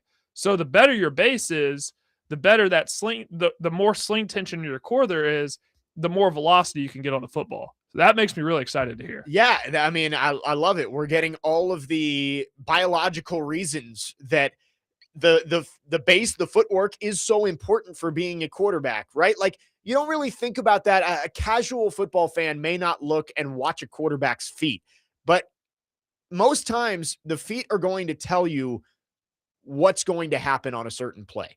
And with Cam Ward, I think, and Cam Wolf also said this when he was talking about the base, is that he got into some bad habits because there was always so much chaos around him. Early on in the season, the offensive line struggled. He was running for his life. And there was some hero ball tendencies that started to creep in with him of, all right, the pocket breaks down. I've just got to go make a play. And that can't be the only thing that you do. You have to be able to be a consistent quarterback when the pocket's clean. 100%, if Cam Ward is going to be a franchise quarterback with what his skill set is, he has to have the hero ball in him. Like, there are going to have to be plays when Cam Ward does something that other quarterbacks can't. That's why you took him number 1 overall. But for the most part, it's the consistency that needs to improve for Cam Ward. I remember the Vikings preseason game at Nissan Stadium this year, and Cam Ward, backed up against his own goal line, made a ridiculous throw to the sideline. But he didn't step into it. And there was a lot of discourse around it, and a lot of people were saying, it's a preseason game. He made a great throw. Why are we nitpicking this? And I can agree with that too, of like, hey, it was one throw. But I think we learned that Cam Ward, his footwork, he realized that he can make that throw. And so he didn't worry about his footwork when he was trying to make those type of throws. And that led to a lot of inaccurate balls, especially towards the left side of the field, where his footwork wasn't great. And because he has that arm talent, there may be a little bit of arm arrogance from Cam Ward of like, I can make that throw. I don't even need my feet to be set. And there are examples of him doing that. The Chigakonkwo throw against the Texans that set up the game-tying touchdown. He got crushed and his feet weren't set, but he dropped it in the bucket. There are examples of him making those crazy throws, but there's also examples of him having a clean pocket, not setting his feet, and missing his wide receiver. So you need to clean that up so it's more consistent, and he's able to hit the ones that are open, even if sometimes he does have to adjust and improvise, because that's what he's able to do with his natural skill set. Right. And Cam Ward can certainly hum the football, but you get that base right, and it takes it to a whole other level. But that's part of what made Cam Ward so special throughout the draft process last year, why you drafted him number 1 overall, is that hero ball aspect that when I watched Will Levis, I just didn't see. Will Levis tried to do it, but he didn't have that hero ball factor that Cam Ward has. So the balance with Brian Daboll is trying to keep that, right? Because you don't want to get rid of it, because that's what makes Cam Ward special, but trying to fine tune it so that the other parts of his game grow while not taking away that hero ball. It's kind of like the exact same thing with Josh Allen. Right. I was about to say the same thing. Because Josh Allen has that hero ball, but there were so many other things like his accuracy needed to prove, but that started with his base. So once you clean up those things, then you can allow him to be hero ball without those other flaws in the way. Yes. And that's why Brian Daboll, when we talked about offensive coordinators, that's why you feel like he's such a good fit for Cam Ward, because he was able to do that with Josh Allen. You cleaned up the rough around the edges parts of Josh Allen, the accuracy, the footwork, but you didn't coach what made him special out of him. And I think that's the task for Brian Daboll this year, is you have to find a way to make Cam Ward more consistent, but you also can't take what makes him special away. You're going to need a couple of hero ball plays from Cam Ward in games. But I think you have to make him realize that it's going to be like 2 or 3 plays, and you got to pick your spots. It's not going to be 10 to 15. And at times last year, like the Saints game, the tape that he put out there from the Saints game, you could make a 10-minute highlight reel of all of Cam Ward's greatest throws. But they lost the game because you didn't need him to do that all the time. You just needed him to do it a couple of times and then take the easy plays elsewhere. I I think you'd love to continue to see the highlight reel throws from Cam Ward, but you need to see everything else. The regular things need to be better for Cam Ward in year 2. Right. And my biggest gripe when I would watch Cam Ward is certainly you want to hit the layups too. And with the play calling, you want to give him a couple easy throws early to get his confidence up so that he can start, hitting the balls down the field that he needs to be hitting. But my biggest thing was, dude, you're a talented runner. Now you're not going to run it every Yeah. play, and we're not going to have these design QB draws for you. But at the same time, you can utilize those. That's an asset. That's a tool in your tool belt. When it's 3rd and 5 and you take off, instead of running to throw, run to run, pick Yeah. up the first down, keep the sticks moving. There was a play, and I will always go back to this play versus the Colts in Indy the second time around, where it was 3rd and 5. He had a chance to pick up the first down, maybe even more, but he decided to try to throw and Yeah. make a Superman play. Incomplete. They punt, drive over. If you run and you pick up the first down, you keep the sticks moving. So that's something I'd like to see more of. Yeah, that's a very good point, because taking the layups doesn't have to just mean the dump offs, the easy throws that get you 5 to 6 yards. Sometimes it means, hey, they're not expecting me to run. I'm out of the pocket. They're staying back and making sure they don't leave somebody open downfield. I'm going to go take the first down. I'm going to go take 6 yards on first down or second down. That's really important too. And guess what? The more you run, the more the defense has to account for that. And then you can get those plays where Cam Ward gets out of the pocket, the cornerback crashes down to make sure he can't run. You throw it over his head for a big play. Like, all of it works together for Cam Ward as he starts to fine-tune his decision-making. 615-737-1025 is the phone number. We'll keep talking about Cam Ward on the other side. Again, a very promising report from Cam Wolf that he is going to resume throwing in 2 to 3 weeks, and that he's been working on his base with his quarterback coach. But let's give something away here. Be caller number 2 at 615-737-1025, and you can win a 4-pack of tickets to the Athletes Unlimited Pro Basketball game at Municipal Auditorium this Thursday at 5:30. Been a great season of Athletes Unlimited so far. Season 5, second year in Nashville. This is a doubleheader. 1 ticket gets you in for both games. 5:30 on Thursday. Be caller number 2 at 615-737-1025, and you can win a 4-pack of tickets to AU Pro Basketball. Jake Lyman, Parker Kelly, next man up here on 1025, The Game.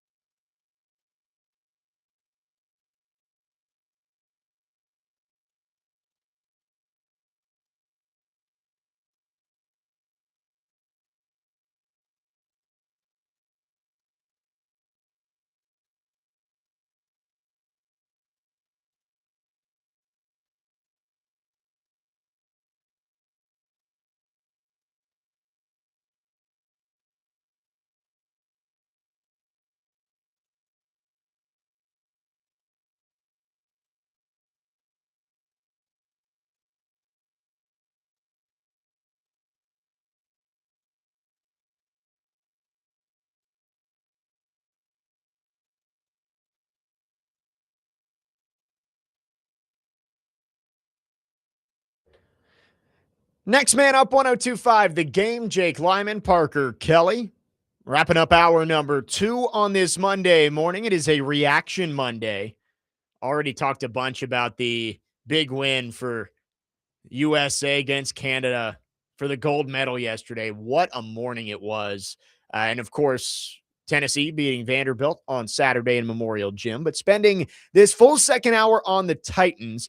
And before we get back into Cam Ward, Paul Kaharski put out his thoughts on this billboard that is on West End now, Broadway West End, and says Titans are teasing, would expect everything at once, but these colors may hint at the rivalry's uniform.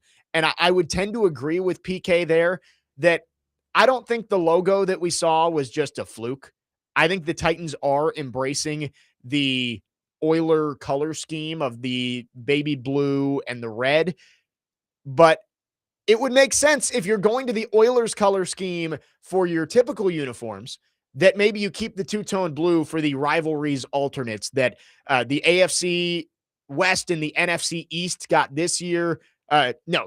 Flip that. The AFC East and the NFC West got this year. This year, the AFC South and the NFC North are getting the rivalries uniforms.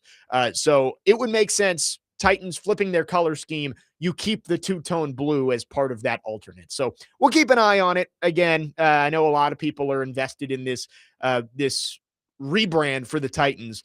And the date on the billboard is March 12th, 2026. So coming up in a little over 2 weeks, we'll get some updates on what the Titans rebrand look like, or maybe it's just the rivalry alternates. But Cam Ward injured his shoulder week 18 against the Jaguars, and Cameron Wolfe of the NFL Network had an update this weekend talking about Cam Ward has not been throwing yet. He's been working on his base with his quarterback coach, but is expected to start throwing again in 2 to 3 weeks. And Parker, I think that's important for a lot of the things we were talking about of this is an important offseason of growth for him mechanically, fundamentally, but you're likely going to have a lot of new weapons on this team. Free agency, the draft, I would guess a couple wide receivers, maybe a running back, maybe a tight end, and you're learning a completely new offense with Brian Daboll. Having him out there on the field for all of the offseason program, for mini camp, for OTAs, and leading into training camp, that is huge to build chemistry with these new players, build chemistry with the coaching staff, and feel like he's hitting the ground running when training camp opens up, rather than playing catch up a little bit, which was maybe the fear when it was first evaluated as a grade 3 sprain. Everybody's like, man, he might miss the whole offseason. It's great to hear that he's going to start throwing in 2 to 3 weeks, and hopefully we'll be able to build that chemistry with Brian Daboll and his new weapons throughout the offseason. And I'm not a doctor, so I wouldn't know the extent of the injury, but it is encouraging to hear that he'll at least be throwing by that time. You know, you get your rookies in for mini camp, and because coming off of, you want to be able to build off of your rookie year. So in order to do that, you got to develop the chemistry with these new guys, and you got to expect with all the cap space and what they're going to do in the draft that they're going to acquire some weapons for Cam Ward. So you want to be able to use this offseason to build chemistry with those guys and build off what you did well in your rookie year and learn and grow. You want as much time in this new system as humanly possible. Year 2 is such a huge season for young quarterbacks, and a bad year 2 doesn't mean that you're a bust. A good year 2 doesn't mean that you're a Hall of Famer. But seeing growth is going to be the most important thing from Cam Ward and from this entire team. I said it with Nick Frazier a couple weeks ago. We had the conversation of if this team doesn't take a step forward, what's the reason? And it would be Cam Ward not developing. That is the biggest focus for the Titans this offseason, is how do you get Cam Ward to take the next step? Because if the young quarterback develops, the team's going to develop around him. And this year is huge. We saw it with Caleb Williams and Drake May this year. They took the next step. With Jaden Daniels, I don't want to completely say Jaden Daniels took a step backwards because he was injured for a lot of the season. So that has to be factored in. But like CJ Stroud, great rookie season. He's taken steps back each of the last 2 years. Year 2 is going to be huge. Can that trajectory start going up for Cam Ward after, and it did throughout the season, right? Like from September to December, he made a lot of strides. Now you're getting a more competent coaching staff in here. There's going to be more continuity for him, right? I mean, you switch play callers in week 3, you switch head coaches in week 6. It's tough for a young quarterback. I feel pretty confident in saying that Brian Daboll and Robert Saleh are going to stick around throughout the entire season. So Cam Ward can hopefully settle into this offense. He's going to have more talent around him, you would guess. This is a huge year for him. He's got to be able to make those strides, and being healthy for the offseason program is going to be a big part of that. And it's obviously going to be there's going to be an adjustment period when you're going from one offense to the next. But given that Brian Callahan tried to incorporate similar plays from his Miami playbook into the Titans playbook while also wanting to run his offense, it wasn't the perfect fit. But at least you get the feeling that with Brian Daboll and what he was able to do with Josh Allen and the type of offense that he runs, that it is going to be a perfect fit for Cam Ward. Now we just need to see it play out in real time. Right. That you have a lot of hope based on the track record of Brian Daboll with young quarterbacks. The fact that Daboll wanted to trade up for Cam Ward, it shows you that this is a guy that he felt he could maximize if they got him to New York. So that's all good signs, but you're right. You have to see it. You can't just say, all right, it's all going to be perfect now. You got a good offensive coordinator for Cam Ward. You're going to get him more weapons. He still has to take the strides. There are things Cam Ward needs to be better at in year 2. You're going to give him the infrastructure to take those steps. Can he do it?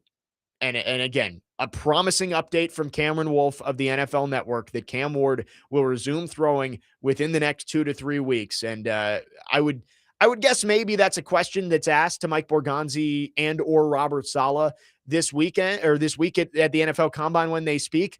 I know a lot of that is going to be based around the draft and the 4th overall pick and what they're looking for.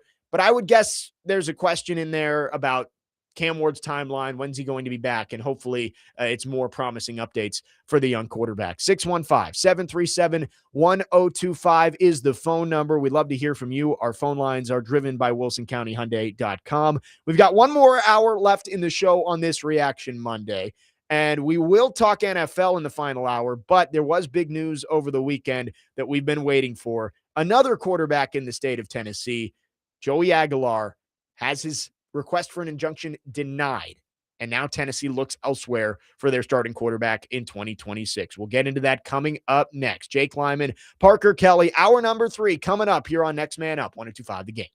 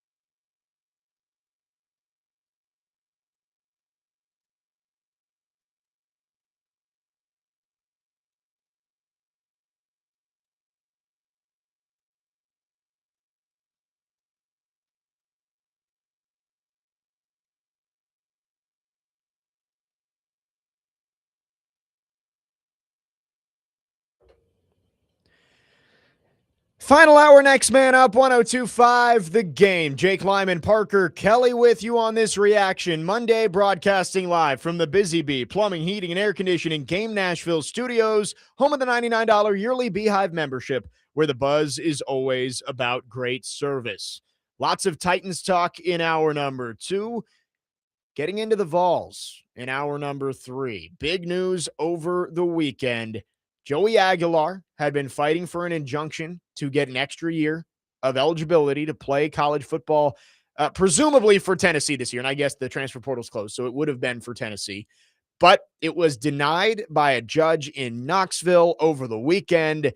And therefore, the Vols are now going to look through their quarterback room and see who ends up being the starter in 2026.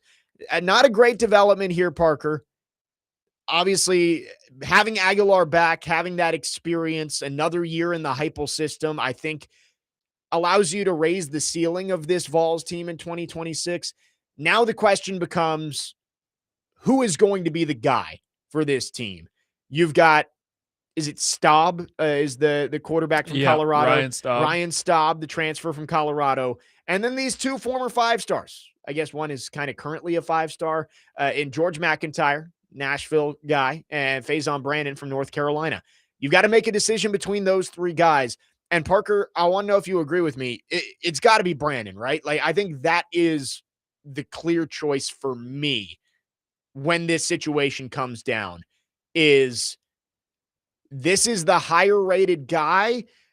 I think you recruit Brandon here with the expectation that he's probably going to end up being your long-term solution at quarterback. And I think there's no point in holding it off for a year if you think that in the long run he's going to be better than George McIntyre. I think you just let Brandon go out there and sling it and see what happens in year one. Well, I would tend to think that Faison, because he was the number one, some sites had him as the number one overall quarterback in the entire class. It was kind of him and Curtis, and then the guy who went to Houston. Yeah. So Faison Brandon, it appears, at least if you're looking based on the stars and the rankings and all that he would be the better quarterback. But I've been told that this staff loves George McIntyre. Really? Well, I mean, loves him. Okay. His biggest thing is putting on weight, which is why you bring in a guy like Derek Owings, who helped put 25 pounds on Fernando Mendoza at Indiana. That's going to be George McIntyre's biggest thing. In terms of this Joey Aguilar preliminary injunction being denied, I'm going to start off by saying, because I'm really torn on this.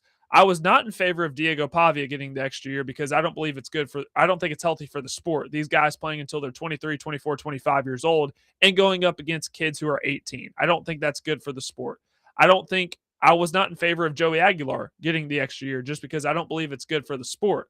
But the precedent was set when you gave Pavia the extra year because JUCO didn't count then. So what Joey Aguilar is arguing is basically the same thing. So I don't know the difference between their lawsuits. And again, I'm not a legal expert. I can't find the differences. So if Pavia was given the extra year, why isn't Joey Aguilar? Yeah, I was confused by that too, because especially when you're filing in the same state, right? Like it was filed in Tennessee in both instances.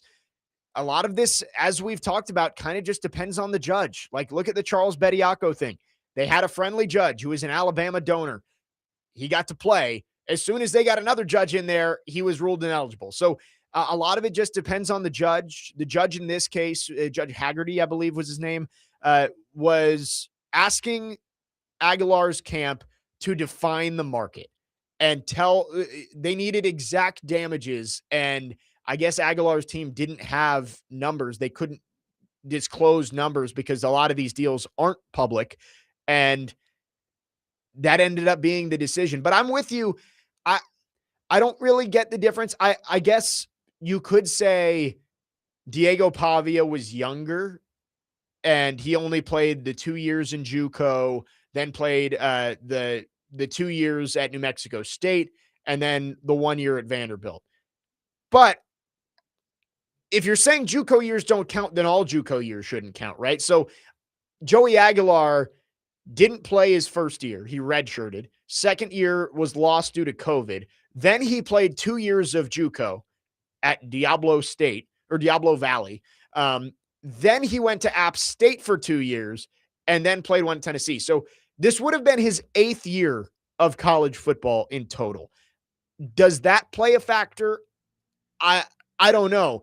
I can understand the idea of, yeah, he's 8 years out of high school. He shouldn't be eligible anymore. But if you're saying JUCO years don't count, then yeah, shouldn't all JUCO years not count? That's where I got confused in this as well. And again, a lot of these, the Trinidad Chambliss case is completely different from the Pavia Aguilar case. That's why I was okay with him getting the extra year.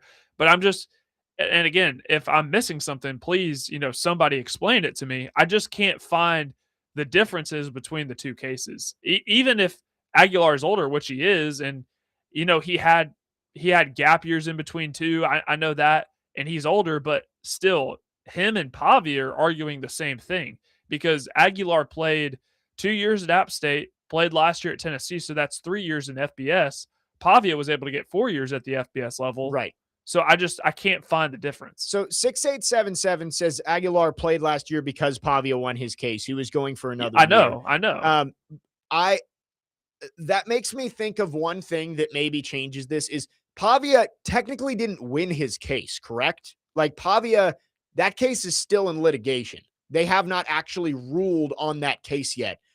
He got an injunction to play the extra year, and that injunction carried over to all NCAA athletes who were about to run out of eligibility but had played in junior college. Here's why I think this got denied, because I don't think they wanted to set the precedent full time that JUCO years no longer count. Right. And that's why I think this was denied. That's what I'm thinking, is that the Pavia ruling, I guess, did not set the precedent that JUCO years don't count. It just gave Diego Pavia an extra year, along with, I think the way it was framed was anybody whose eligibility was ending during the 24-25 sports calendar and had played JUCO would get an extra year. So that's the way it was framed. It was not a sweeping ruling of JUCO years don't count. They just said, we don't know if JUCO years are going to count. We're going to give you an extra year because of it. So Aguilar, because he had played 2 seasons in JUCO and 2 at App State, would have been ineligible last year had it not been for the Pavia case. So there are a lot of different, it's a tangled web here right now with everything going on with eligibility in college sports. We've spent the last few months discussing the basketball, these pro players trying to come back. It's tough for Tennessee. Aguilar not going to come back, and now you're left with 3 unproven options. I want to ask the question when we come back, Parker, of last year, Nico leaves after spring practice, and Josh Heupel has to pivot at quarterback. I think the general sentiment was, we can't blame this year on Heupel. As much as Tennessee fans were still a little bit upset when you go 8-4 and you lose to Vanderbilt at the end of the season, I think the general sentiment was, this is a gap year. You lost Nico and you had to pivot, even though Joey Aguilar ended up being a better quarterback than Nico. Does he get another pass this year? Right? Like, what is the expectations for this Tennessee team now that Joey Aguilar is not going to be the quarterback? We'll talk about it coming up next. We'll also get to your phones. 615-737-1025 is the phone number. You can text or call. Our phone line's driven by WilsonCountyHyundai.com. Jake Lyman, Parker Kelly with you on your Monday morning. Next man up, 1025 The Game.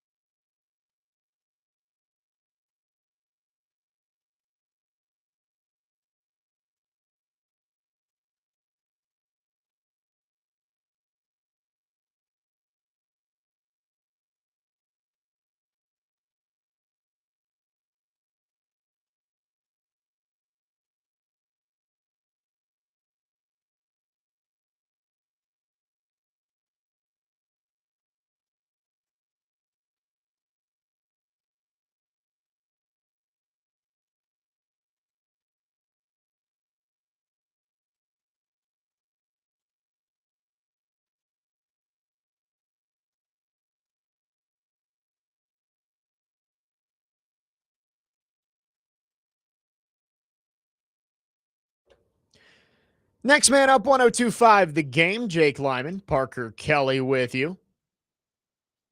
Tennessee got some big news this weekend. Joey Aguilar had his request for an injunction denied, and he will not be eligible to play in the 2026 college football season. Going through the ripple effects from this. First off, who does Tennessee start at quarterback? I said I think it should be Faison Brandon. I think you go with the guy with a little bit more raw talent and you let him grow. But I also understand the idea of George McIntyre. Parker says the staff loves George McIntyre. Caleb on the YouTube chat says it's George time. You said he needs to put on some weight. I could also see this being a competition in the spring and honestly, maybe a competition throughout the fall, right? Like McIntyre maybe gets the first go at it, but if he struggles early on in the season, you won't feel like you're rushing it if you put Brandon in there because both these guys don't have any experience. I mean, at least McIntyre was with the team this year, but like both these guys are going to be learning on the fly no matter who it is. So I guess it could just be a competition in the spring. Somebody's named the starter, but you could also end up pivoting to Faison Brandon later on in the season. John says moving forward, it should be 5 years max. That's it when it comes to eligibility. I've heard that tossed around a little bit. Caleb on the text line says Brandon and his family want him to redshirt. So if that's the case, then maybe it is just McIntyre and Brandon redshirts, but I'm not sure there. A lot of big decisions coming out in Knoxville for Josh Heupel and his staff. And I asked the question heading into the break there, Parker. Are Vols fans willing to give Heupel a pass again on this year? Because, again, the quarterback situation has been up in the air deep into the offseason in back-to-back years. Obviously, it was later with Nico last year and Joey this year. It's late February. I don't know if you can give him a pass, but I think there at least has to be some understanding that whoever the quarterback is this year, there's going to be some growing pains. They are young, but they are talented. And I think you have to see it through with these young quarterbacks if Josh Heupel can develop them into the guys who can get you back to the college football playoff, back into national title contention, even if that doesn't happen this year. I know Josh Heupel, if he's listening, is probably fuming at hearing the term "give him a pass" because he didn't think that the team deserved a pass last year. He certainly, as a competitor, does not believe that this year. But I think the fan base at least at the start of all the chaos last year. Now, you ask him at the end of the season, it's a completely different story. But at least at the start, they were willing to give him grace because Nico unexpectedly leaves for UCLA, that whole saga. You bring in this Joey Aguilar kid who nobody knew who he was. And he turns out to be a lot better than you would hope and you had expected. And he was a really good SEC player. He wasn't great, but he was really good. And he was able to pick up Heupel's system very fast. And honestly, as good as he was, that never should have happened. So Tennessee got very lucky there. Now, they wanted Sam Leavitt in the portal. They didn't get him. Brendan Sorsby, they wanted him, but he was asking for too much money that Tennessee wasn't willing to give. And Texas Tech ended up giving him $5 million. As we've been told, there's no oil in Tennessee, so it kind of limited to the. I do know that Tennessee was not willing to. They did not want to pay him $5 million for a year and then just have him go to the draft. Bo Pribula, that was another name that was floated around. I've been told that Tennessee was okay letting him go to Virginia. They didn't have a problem with that. So now you have these two freshman guys, and to be honest, I wouldn't feel comfortable playing either of them just because they haven't been here before. They haven't been in the SEC. They don't have the experience. But the truth is, unless something crazy happens, there's no spring transfer portal window, so you're going to roll out one of these two guys. Ryan Stubb is the reason you bring him in is to be a camp arm. Right. You need more than a couple of bodies in that room. He got a start last year versus Colorado at Houston, and it was awful. You bring him in as a camp arm. So you're going to let these guys battle it out in camp. That's absolutely what's going to happen, and you're going to see who wins. But you shouldn't doubt Josh Heupel's ability to develop, especially with the talent these guys had coming out of high school. But they need the reps. They need the experience. Yeah, I don't know if giving him a pass is the right term, but give grace. I think you said it well there. Are Vols fans going to give Josh Heupel some grace if things don't go well this year? you're starting a young quarterback, and I think you look over on this side of the state with Vanderbilt coming off a 10-win season for the first time in program history. And I understand the historical expectations for these two programs are different. So the fan bases are going to have different opinions. But I think Vandy fans in general are expecting, hey, it's going to be a step back this year, but we're going to let Jared Curtis go trial by fire. He's going to learn, and he's going to be better from it on the other side. And in year 2, maybe we start ascending back to being a college football playoff team. I would guess that's the expectation among Vandy fans. Tennessee fans, I know the historical expectations are that Tennessee should be a national championship contender and should be in the college football playoff most years. I don't think that's realistic this year. I don't. With the young quarterbacks, with the inexperience, I don't think it's realistic to say that this is a 10-win team next year. Now, you hope that there's still an 8 or 9-win team, but are Vols fans going to be okay with that and letting the young quarterbacks grow, even if it doesn't lead to double-digit wins in a college football playoff appearance this season? And that's the thing. And the schedule's tough. The schedule is a lot tougher than it has been the last couple of years with this new SEC schedule that's come out. And not to mention, too, you're playing 9 conference games. And on top of that, you're playing another Power 4 opponent in Georgia Tech. So that's 10 power conference games. Whereas, it used to be you play 8 conference games and then you could schedule light in the non-con. So it's going to be tough. And I don't think Tennessee fans will be as gracious as they were last year, because why? You've kind of been in this weird, situation where Josh Heupel's first year, you had 7 wins in 21. Then you get all the way up to 11 wins that special 22 year. You go back down to 8 wins, and then you get 10 wins the next year, make the college football playoff, and then you're back down to 8. So it's just you keep going from 10 to 8, 10 to 8. At some point, Tennessee likes to claim they're an everything school, but they care about football the most, and that's always going to be the case. There's this thing that I'm worried about is going to happen, NIL fatigue. Because you have these boosters that are continually giving money, and Danny White continues to ask for money. But at some point, if you're not getting the results on the field as a booster, do you get tired of giving money consistently if you're not getting a winner on the field? That's something you got to think about. Yeah, and I know the talent fee has been a big sticking point as well and among season fans. Ticket prices keep going up. Now, Danny White's done a great job.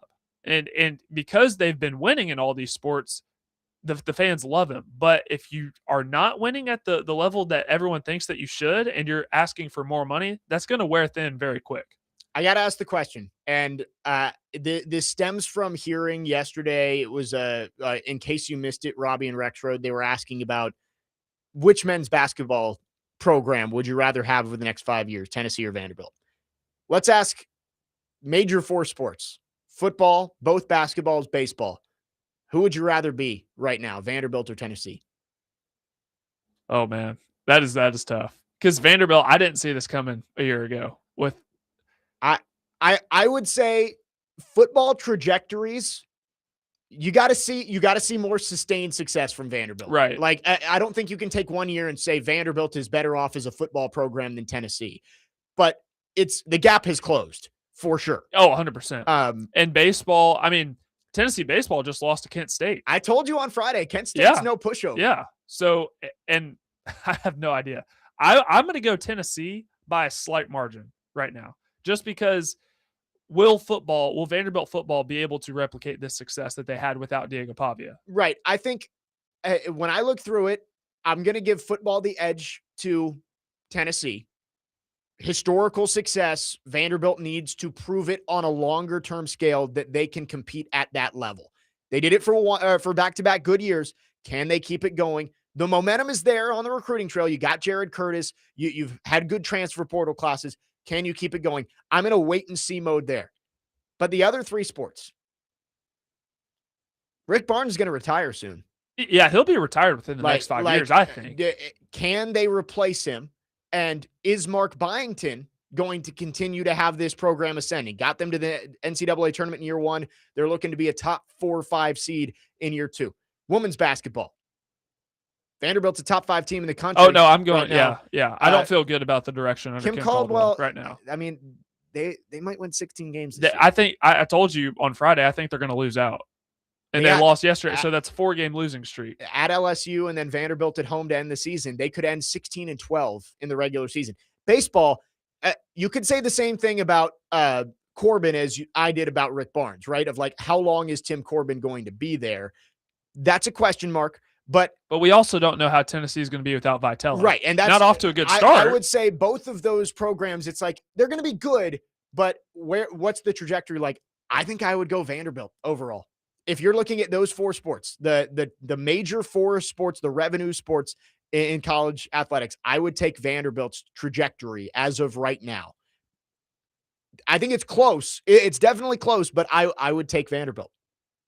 But also, too, this is what I think about with Tennessee, because we're so used to them being, at least in the conversation. They've never contended for a national title under Rick Barnes, but they're at least in the conversation every year. So you got to think when Rick Barnes retires that that's going to be a pretty high-profile job, and they'll be able to get somebody notable. We just don't know. Yep. And we don't know how the Elander era is going to be. Right. That's the question I would look at is, what does Tennessee basketball do beyond Rick Barnes? What does Vanderbilt baseball do beyond Tim Corbin?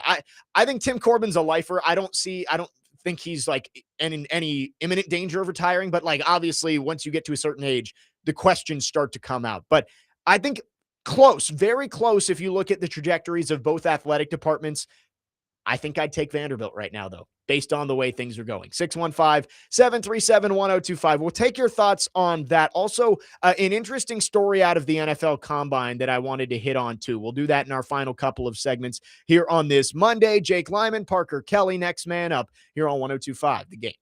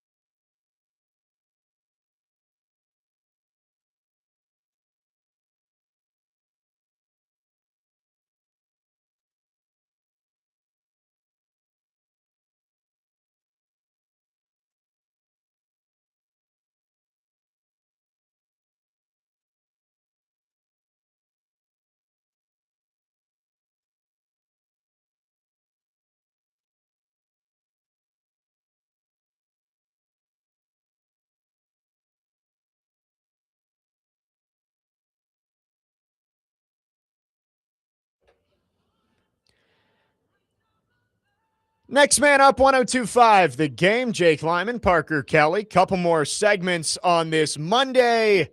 Chase and Big Joe are coming up at the top of the hour. And we started the conversation about the trajectories of Tennessee and Vanderbilt's athletic departments. I'm going to save a deeper conversation for that for tomorrow with Nick Frazier, because I want to get Dr. Crane's thoughts on this.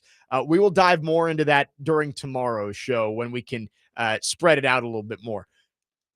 I did want to talk about this story I saw coming out of the combine over the weekend, and I didn't see a ton of buzz about this. We discussed it, Parker. It was a busy sports weekend, lots of great college basketball. The U.S. beats Canada for the gold medal yesterday. So this fell through the cracks, but this is from Pro Football Talk. The Jaguars will not be sending Liam Cohen or James Gladstone to the combine. They're joining this small minority of high-level team officials to skip the annual combine, including the Rams most notably do not go. Here is what Michael Duraco of ESPN wrote. Well, the Jaguars don't want to conduct any of those, and they don't want to conduct any top 30 visits either, because they don't want their opinion of a player to be changed or altered in any way based on a 15 to 20-minute visit. This is the system the Rams use, and they've used it quite successfully, as you can see by what they've done over the last decade or so. So I knew the Rams weren't big on the combine. I did not realize that they don't speak with players at the combine and they don't do top 30 visits. What are your thoughts on this, Parker? Letting the tape show everything and saying we're not going to be swayed by these meetings with these young players. Well, I think it's funny because we just had this conversation about let the tape do all the talking. I would say the LA Rams have earned the benefit of the doubt doing this, because you think about all the years that they did not have a first round pick, but they were able to hit on these guys, in the second, third, and later rounds. And that's why their roster construction is so good, because you have all these guys that are on rookie deals, but they're producing, and you're able to get these guys for cheap. So the Rams have earned the benefit of the doubt. Now the Jaguars, I know you're coming off a 13-4 year, a playoff appearance. You won the AFC South. I am a little confused by this, because as someone who wants to be as prepared as possible, I would want to be there just to see these guys. But at the same time, I'm thinking in the back of my head, well, if you don't go, then that allows you more time to study more games from these guys. So from that aspect, it makes sense. Did they say anything? Because I didn't see the story before I saw it on the grid. Did they say that they're still going to send like a decent amount of their scouting department down there? I don't know. I would guess they're not going to send they're not just going to be completely absent. So I would here it is. They are not sending Cohen and Gladstone, but they are going to send scouts. Okay, so that makes me feel a little bit better, because you rely on those guys in the scouting department. So it's so easy to try to dunk on this idea. Now the Rams have definitely earned the benefit of the doubt. I'm a little skeptical with the Jaguars, because will you be able to replicate what you did in year one under Liam Cohen? But at the same time, it gives you more time to study. I understand part of this, of you are evaluating these players based on what they can do on the field, and having these sit-down conversations, although I think it is valuable, it could sway your opinion of a player, and you want to be able to evaluate these guys as objectively as possible and say, this is a good football player. He is going to help our team. Let's take him. But there's a reason they do these interviews, right? You want to be able to judge, is this guy going to be a good fit for our team, for our locker room? Is he a high football IQ guy? These are things that I don't know if you can purely get based on tape. And I guess they will have some sit-down meetings with these players, the ones that they're considering drafting, but to do no top 30 visits and not send your GM or your head coach to the combine, it's very unique. And I go back to Isaiah Wilson and the 2020 COVID draft, when you couldn't do as many of these in-person things, right? The COVID hit right around this time in 2020, and you had to make adjustments. You couldn't talk to these players in person, and things fell through the cracks. And John Robinson has said as much when he came on with Chase and Big Joe back in August, of that draft was so unique and we couldn't get as much information as we typically do on these players. And we missed. We took Isaiah Wilson, who clearly was not mature enough to be an NFL football player. I wonder if going this system that the Rams and now the Jaguars are employing of we don't want our conversations with these guys to interfere with the evaluation process of them as players. Is that going to lead to you drafting guys who have off the field problems or maybe don't have the correct maturity to be an NFL player quite yet? Because draft fatigue, prospect fatigue is a real thing, because you could love a guy and then like a week before the combine or a week before the draft, you could change your mind just because you hear the guy's name so much. So part of me understands that. If I were the general manager, if I were the head coach, I wouldn't stay behind. I would go to the combine. But hey, we'll see if it works for him. I have no idea. I think the side of this that they're trying to avoid is falling in love with the personality of a player. Because I'm sure that happens too, of you get in a room with these guys and maybe they've got the charismatic personality and you're just like, man, this guy would be great in our locker room. And maybe that, I guess, tints your opinion of certain guys one way or the other, even if player A might be a better football player than player B. If you have this interview and you fall in love with him and you say, this is our guy, you may be making a clouded judgment kind of choice in taking him. I guess that's the point. But I think, again, as we talked about with the measurables, Parker, with Ruben Bain, like people are going out and saying he's a great football player. I don't care. And I can get behind that. As I forget who texted it in. Somebody texted in and was talking about, it was Abner. Abner on the text line says, just wanted to make a point that Aaron Donald's arm length is 32 inches. Derek Thomas's arm length was 31. And you look at that and you say, maybe the measurables don't matter. But historically, the measurables do matter. That's why we measure them. I think you can maybe apply this to the Jaguars and Rams making this choice. Is like, you're going against the curve. You're going against what is typically done and not talking to these athletes. But you talk to the athletes because a lot of times talking to them does help you make a more informed decision.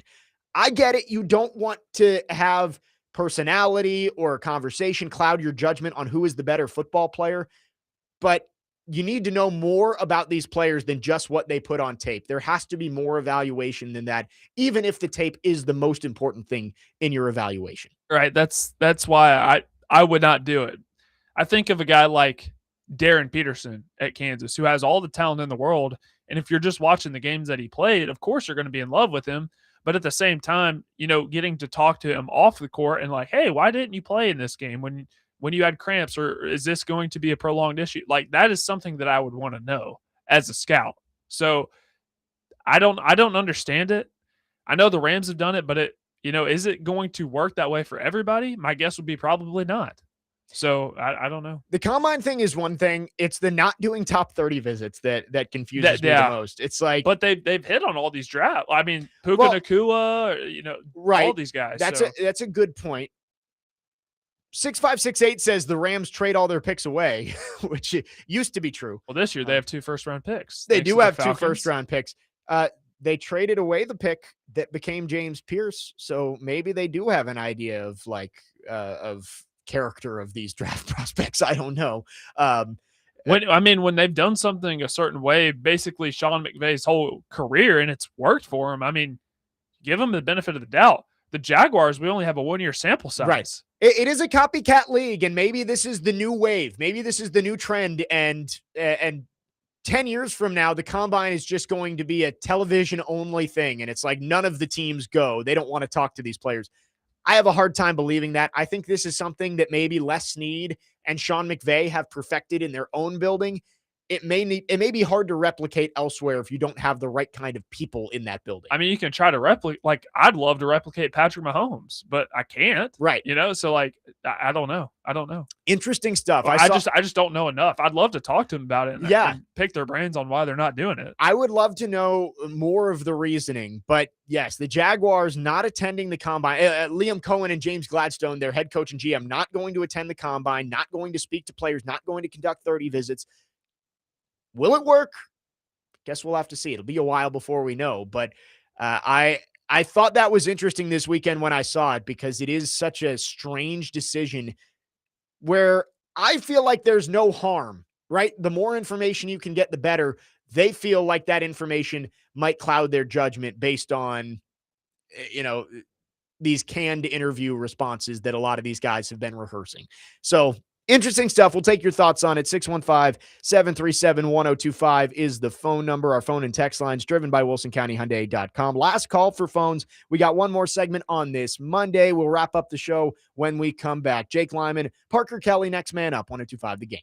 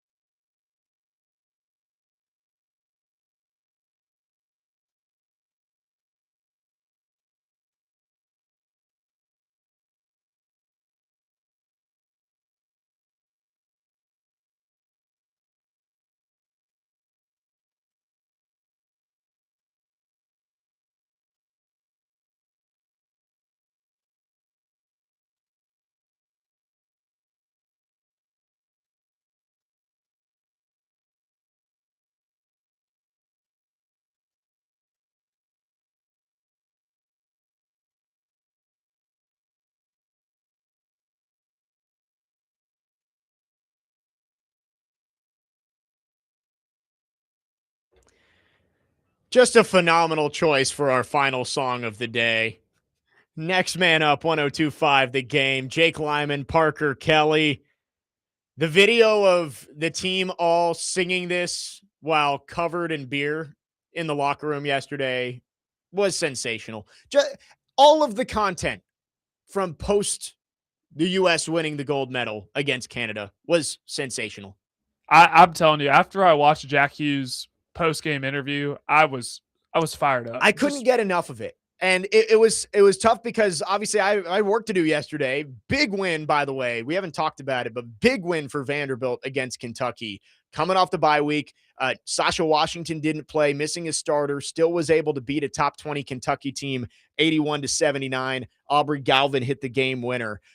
So just a great day at Memorial, but it was like it was tough. I was so fired up from the the U.S. win over Canada that morning. Had to get my focus back in on the task at hand. It's tough, man. It was tough. mean, what a day of sports yesterday. I mean, I walked into church right after that. How do you think I was like, man, right. I mean, I was exhausted at the end of that day. Just an emotional roller coaster throughout the day with, of course, 3 hours of tension between the U.S. and Canada, and then 2 hours during Vanderbilt, Kentucky. But heck of a day yesterday. Lots of fun. We're going to bounce all over the place here in this final segment. Chase and Big Joe are coming up at noon. Tomorrow on the show, we'll have Dr. Crane, Nick Frazier with us, as he always is on Tony Tuesdays. The billboard in downtown Nashville that has been put out there this morning has Titans. There actually is no official Titans branding on there, but it's a light blue billboard that looks like fabric, and it has 3 Navy stars on it. You're going to guess it's something to do with the Titans uniform reveal. And it has the date March 12th, 2026, which would be 2 weeks from Thursday. So coming up in a little bit here. And I think the guess that we've made, a lot of people has made, is that's the rivalry uniforms, not the new rebrand that the Titans are putting out there. But I looked back, and last year, maybe this is just because it was year one and they wanted to hold out and it was kind of introducing this new NFL rivalries program. But last year, they didn't release the rivalry uniforms until August 28th. So feels like it might be a little bit early if they're unveiling the rivalry uniforms. So I don't know. Maybe it's something where year one they held off, but now that everybody knows it's a thing, they're going to release these new uniforms a little bit earlier. I guess something that we could pay attention to is the other cities that are getting new these rivalry uniforms. Do we start seeing teasers for those over the coming days? That would be the rest of the AFC South, Indy, Jacksonville, Houston, and then the NFC North. I think maybe this is the full reveal. Maybe we're getting all of it on March 12th, leading up to the new free agents being introduced, which would probably be late that week, early the next week, as free agency officially opens on March the 11th. And then, of course, the draft coming up. Maybe this is the full reveal, and maybe it's not quite as Oilers coded as we initially thought based on the plush football logo that was leaked. Yeah, and I wonder how much that leak had to do with speeding up the timeline, which is a question that we were asking ourselves. But that's primarily, it has to do with the new uniforms that they're getting, not the rivalry uniforms. But I'm still interested to see when those are unveiled as well. Yeah, the Titans have all of us intrigued, which I guess is exactly what they want, right? They want people to be wondering about these new uniforms. And this is probably the perfect tease they could have put out when everybody is honed in on the Oilers colors. They see that logo on the plush football and they're going full Oilers. Maybe they duped us a little bit, and maybe it will be two-tone blue based on these billboards that are popping up. Again, if you haven't seen it, it's on Twitter. It's everywhere. Paul Kaharski tweeted it out. It is a light, quote unquote, Titans blue fabric with navy blue stars, 3 navy blue stars on there. That is the tease that is out there with the date of March 12th, 2026. See, I wonder, because the New York Jets, their throwback uniforms were the ones that they got before their new ones. You know, Yeah, like the like Mark Sanchez, Chad Pennington era. I'm interested to see if the Titans throwback uniforms are going to be the ones that they wore pre-2018. That'd be hilarious if they were like, all right, we're going to go Oilers, but we're going to do throwback, and it's just going to be our uniforms from 10 years ago. That would be great. Kind of like what the Jets did. So I guess it's wait and see on that, but there is a teaser that has popped up this morning, a billboard in downtown Nashville, just over 40 between Vanderbilt and Broadway, with a little look at what the Titans' new uniforms, alternate uniforms, rivalry uniforms might look like in 2026. Also, Joe Lunardi did put out a little seed sheet that he does. It's not his full bracketology that is Tuesdays and Fridays on ESPN, but it's an update post the weekend in college basketball. Duke is now the number 1 seed after the win over Michigan. I think that's rightfully so. You beat the number 1 team in the country, and you have the resume to back it up. You can be the number 1 team in the country. Tennessee and Vanderbilt right next to each other as the 17th and 18th teams in Joe Lunardi's projection right now, right behind Alabama. And Arkansas is at number 20. So the SEC is all bunched together, like we talked about earlier on in the show. Alabama and Tennessee play coming up this weekend, correct? In Knoxville, Saturday? Yep. So that's a huge game for seeding purposes. Vanderbilt and Tennessee play in less than 2 weeks again back in Knoxville as well. So that is interesting from Joe Lunardi. Those 3 teams are 16, 17, 18, according to his projections right now. So lots of important basketball is going to be played over the next 3 weeks before we get a bracket. I'm surprised that St. John's is not a little bit higher. Yeah, he's got St. John's right behind Vanderbilt, which is shocking to me. And then there's Alabama sticking around at the 4 seed despite losing to Tennessee. But yes, and the last one is Arkansas. So that's kind of the grouping you're looking at here. Virginia's at 15 out of the ACC, so they're a 4 seed right now. Florida is the highest ranked SEC team at number 9, just off the 2 line, which is just crazy considering how good the SEC was last year. That only right now only 2 teams in the top 16, and neither of them are on the top 2 lines. College basketball, the parity has grown even from conference to conference. Last year it was the SEC. This year it's the Big 12. That's been great. So that was the update from Joe Lunardi this morning. Tennessee and Vanderbilt just off the 4 line, currently would be 5 seeds in his projection. Tennessee, the 17th overall team, Vanderbilt at 18 after the Vols beat the Commodores on Saturday in Nashville. It's been a fun show today. Lots that we've bounced around to: college football, college basketball, Titans, and of course the Olympics. Everybody out there, my fellow Americans, enjoy today. At least for the next 4 years now, the U.S. can say we are the reigning gold medalists in ice hockey. Canada can't say it. Russia can't say it. I know they didn't play. The U.S. is the gold medalists in Olympic ice hockey. Take it all in. It was an unbelievable game yesterday. The U.S. wins the gold medal for the first time since 1980. Just, it's a great Monday to be an American. And I'm sure we will get much more reaction throughout the day here on 102.5 The Game. Chase and Big Joe are coming up after us, then DVD at 3. Tomorrow on the show, Nick Frazier is with us. Take us out. You're listening to 102.5 The Game.